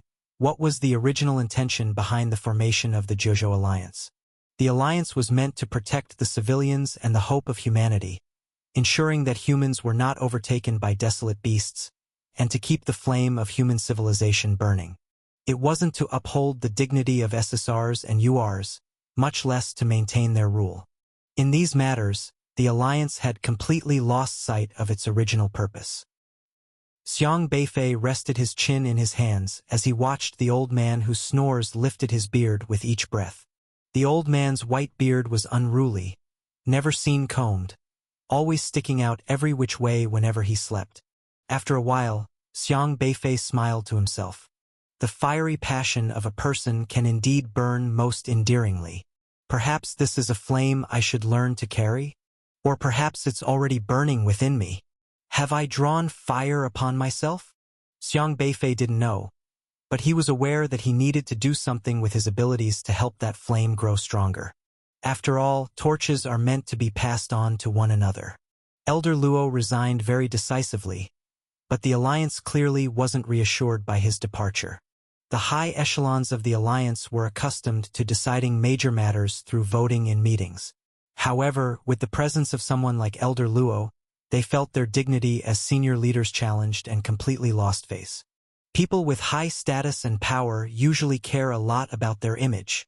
Yi Changfeng shook his head slightly and said, "In any case, they issued some regulations at the time, all secretly targeted at Elder Luo, wanting to weaken his influence. You know Elder Luo's temperament. He fears neither heaven nor earth, lives freely, and disdains the short-sightedness of these people, so he resigned." However, resigning does not mean the issue was resolved. Yi Changfeng hesitated, as he hadn't intended to tell Xiang Beifei all this since Xiang had just started university and, in his eyes, was still a child who should not be prematurely involved in these conflicts. But considering Xiang Beifei's uniqueness and the fact that he was his junior brother, he should know about these matters. If in the future there were any entanglements with the alliance, Xiang Beifei should also know how to handle himself. After Elder Luo's resignation, he still stayed at Liangzhou University. But the alliance worried he might cultivate his power in secret and confront them, so they began to guard against our martial arts college. Therefore, the significance of having Wei Tong, an SSR-ranked literary Dao practitioner, sent by the alliance to manage our martial arts college, should be clear to you. When mentioning Wei Tong, Yi Changfeng's eyes carried a hint of coldness. The 9 elite universities manage themselves, but the cultivation of students requires substantial expenditure and still needs the financial and resource support of the alliance, so they cannot operate independently of the alliance. Wei Tong being an SSR-ranked literary Dao practitioner sent to manage the martial arts college of Liangzhou University was intended to leverage his SSR-level management skills to change the college. Whether it was to uphold the dignity of the alliance or to monitor Liangzhou University, it served as a warning from the alliance to the martial arts college of Liangzhou University and a challenge to Elder Luo. Even though Wei Tong lacked combat strength and was very cautious around Elder Luo, his presence was not meant to suppress Elder Luo, but rather to make Elder Luo realize that there was a hierarchical relationship between the alliance and Liangzhou University. They had the capacity to intervene in the daily affairs of Liangzhou University. Thus, SSR-level Wei Tong was more like a tool person for the alliance to make a statement. Xiang Beifei glanced at the soundly sleeping Elder Luo and asked, "How can they treat a Juzhou hero who fought against the beast tide like this and still sleep at night?" Elder Luo and Professor Guo were both genuinely principled people who had dedicated their lives to defending Juzhou, cultivating students, combating the beast tide, and safeguarding Juzhou, only to end up facing such suspicion. "You're still young. You'll understand in time that many things aren't as simple as they appear on the surface." Yi Changfeng sighed softly. "Power. That thing. It can slowly distort many wonderful initial intentions." With that, he didn't continue to elaborate. Yi Changfeng was a rational type of martial practitioner who followed the sword Dao, which requires a tranquil mind. A mind as clear as a polished mirror enables natural swordsmanship. He saw many things very clearly, but there were many issues beyond his capacity to change. The only thing he could do was to strive for some say in the alliance so as not to leave Mrs. Luo too passive. This was also why he had chosen to become a consultant to the alliance last year. Xiang Beifei nodded thoughtfully, as he could understand Yi Changfeng's words. After a pause, Xiang Beifei's gaze fell on Yu Qixin, who was looking out the window a short distance away, and asked, Yu Qixin didn't seem to agree with Dean Wei's remarks just now. Yi Changfeng countered, What do you think he is like? Not that likable, anyway. When Wei Tong deliberately made things difficult for Xiang Beifei earlier, Xiang was surprised that Yu Qixin surprisingly did not kick a man when he was down. Explore stories on Empire. His personality is indeed annoying. Any student would dislike him, and even I quite dislike him. Sorry. I'm a teacher. I shouldn't be discussing another teacher like this with a student. Yi Changfeng smiled and then glanced at Yu Qixin, saying, Yu Qixin really isn't likable, but he knows he is a teacher at Liangzhou University and also a martial artist. He dislikes you because of personal grievances. You can say he is petty or holds grudges, that's just his personality. But when it comes to major rights and wrongs, he never stands on the wrong side. Yi Changfeng didn't make his words too clear, but his meaning had already come across. Xiang Beifei looked at Yu Qixin again, carefully pondering Yi Changfeng's words. After a while, Yu Qixin also looked back at him. The look Yu Qixin gave Xiang Beifei was still filled with coldness, before he then shifted his gaze out of the window. After a roundabout journey, they got off the plane, and people from Qingzhou University were there to meet them. As the host, Qingzhou University handled these matters very well. They got on the Qingzhou University shuttle and soon arrived at Qingzhou University. The arrival of everyone from Liangzhou University really brings glory to our school.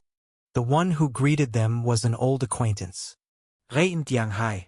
Xiang Beifei remembered this old man with a goatee and a large black mole on his cheek. It was he who had persuaded Ho Chengguo, who had originally planned to come to Liangzhou University, to go to Qingzhou University instead. Ren Jianghai specifically came here to welcome them from Liangzhou University. The courtesy was impeccable, but what his intentions were, that was harder to say.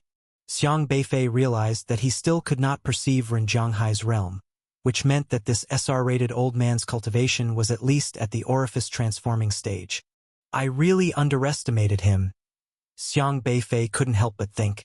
The last time they met, Ren Jianghai didn't show any aura. He just brought Ho Chengguo to provoke Elder Luo. Xiang Beifei originally thought he was at most in the later stages of god refining, but now it seemed this guy was genuinely skilled with actual formidable combat ability. After all, someone who dared to talk in such a provocative manner in front of Elder Luo, how could his cultivation be low? As Xiang Beifei casually glanced around the crowd, he indeed saw Ho Chengguo standing behind Ren Jianghai, looking haughty. Ho Chengguo now indeed had various titles shining brightly upon him. An SSR-level awakener, the pride of Qingzhou University, a highly anticipated young genius, a candidate in the Zhouzhou Alliance's top 100 youth potentials, a nominee for the future stars of the Zhouzhou Alliance, a free courier of white dogs, Xiaohei. This SSR youth, who embodied countless honors, seemed like a different person compared to a few months ago, radiant and spirited, even more arrogant than Long Guoqing. Being an SSR, he naturally had the capital to be proud. Woof woof woof. Xiaohei, seeing Ho Chengguo, started wagging its head and tail happily.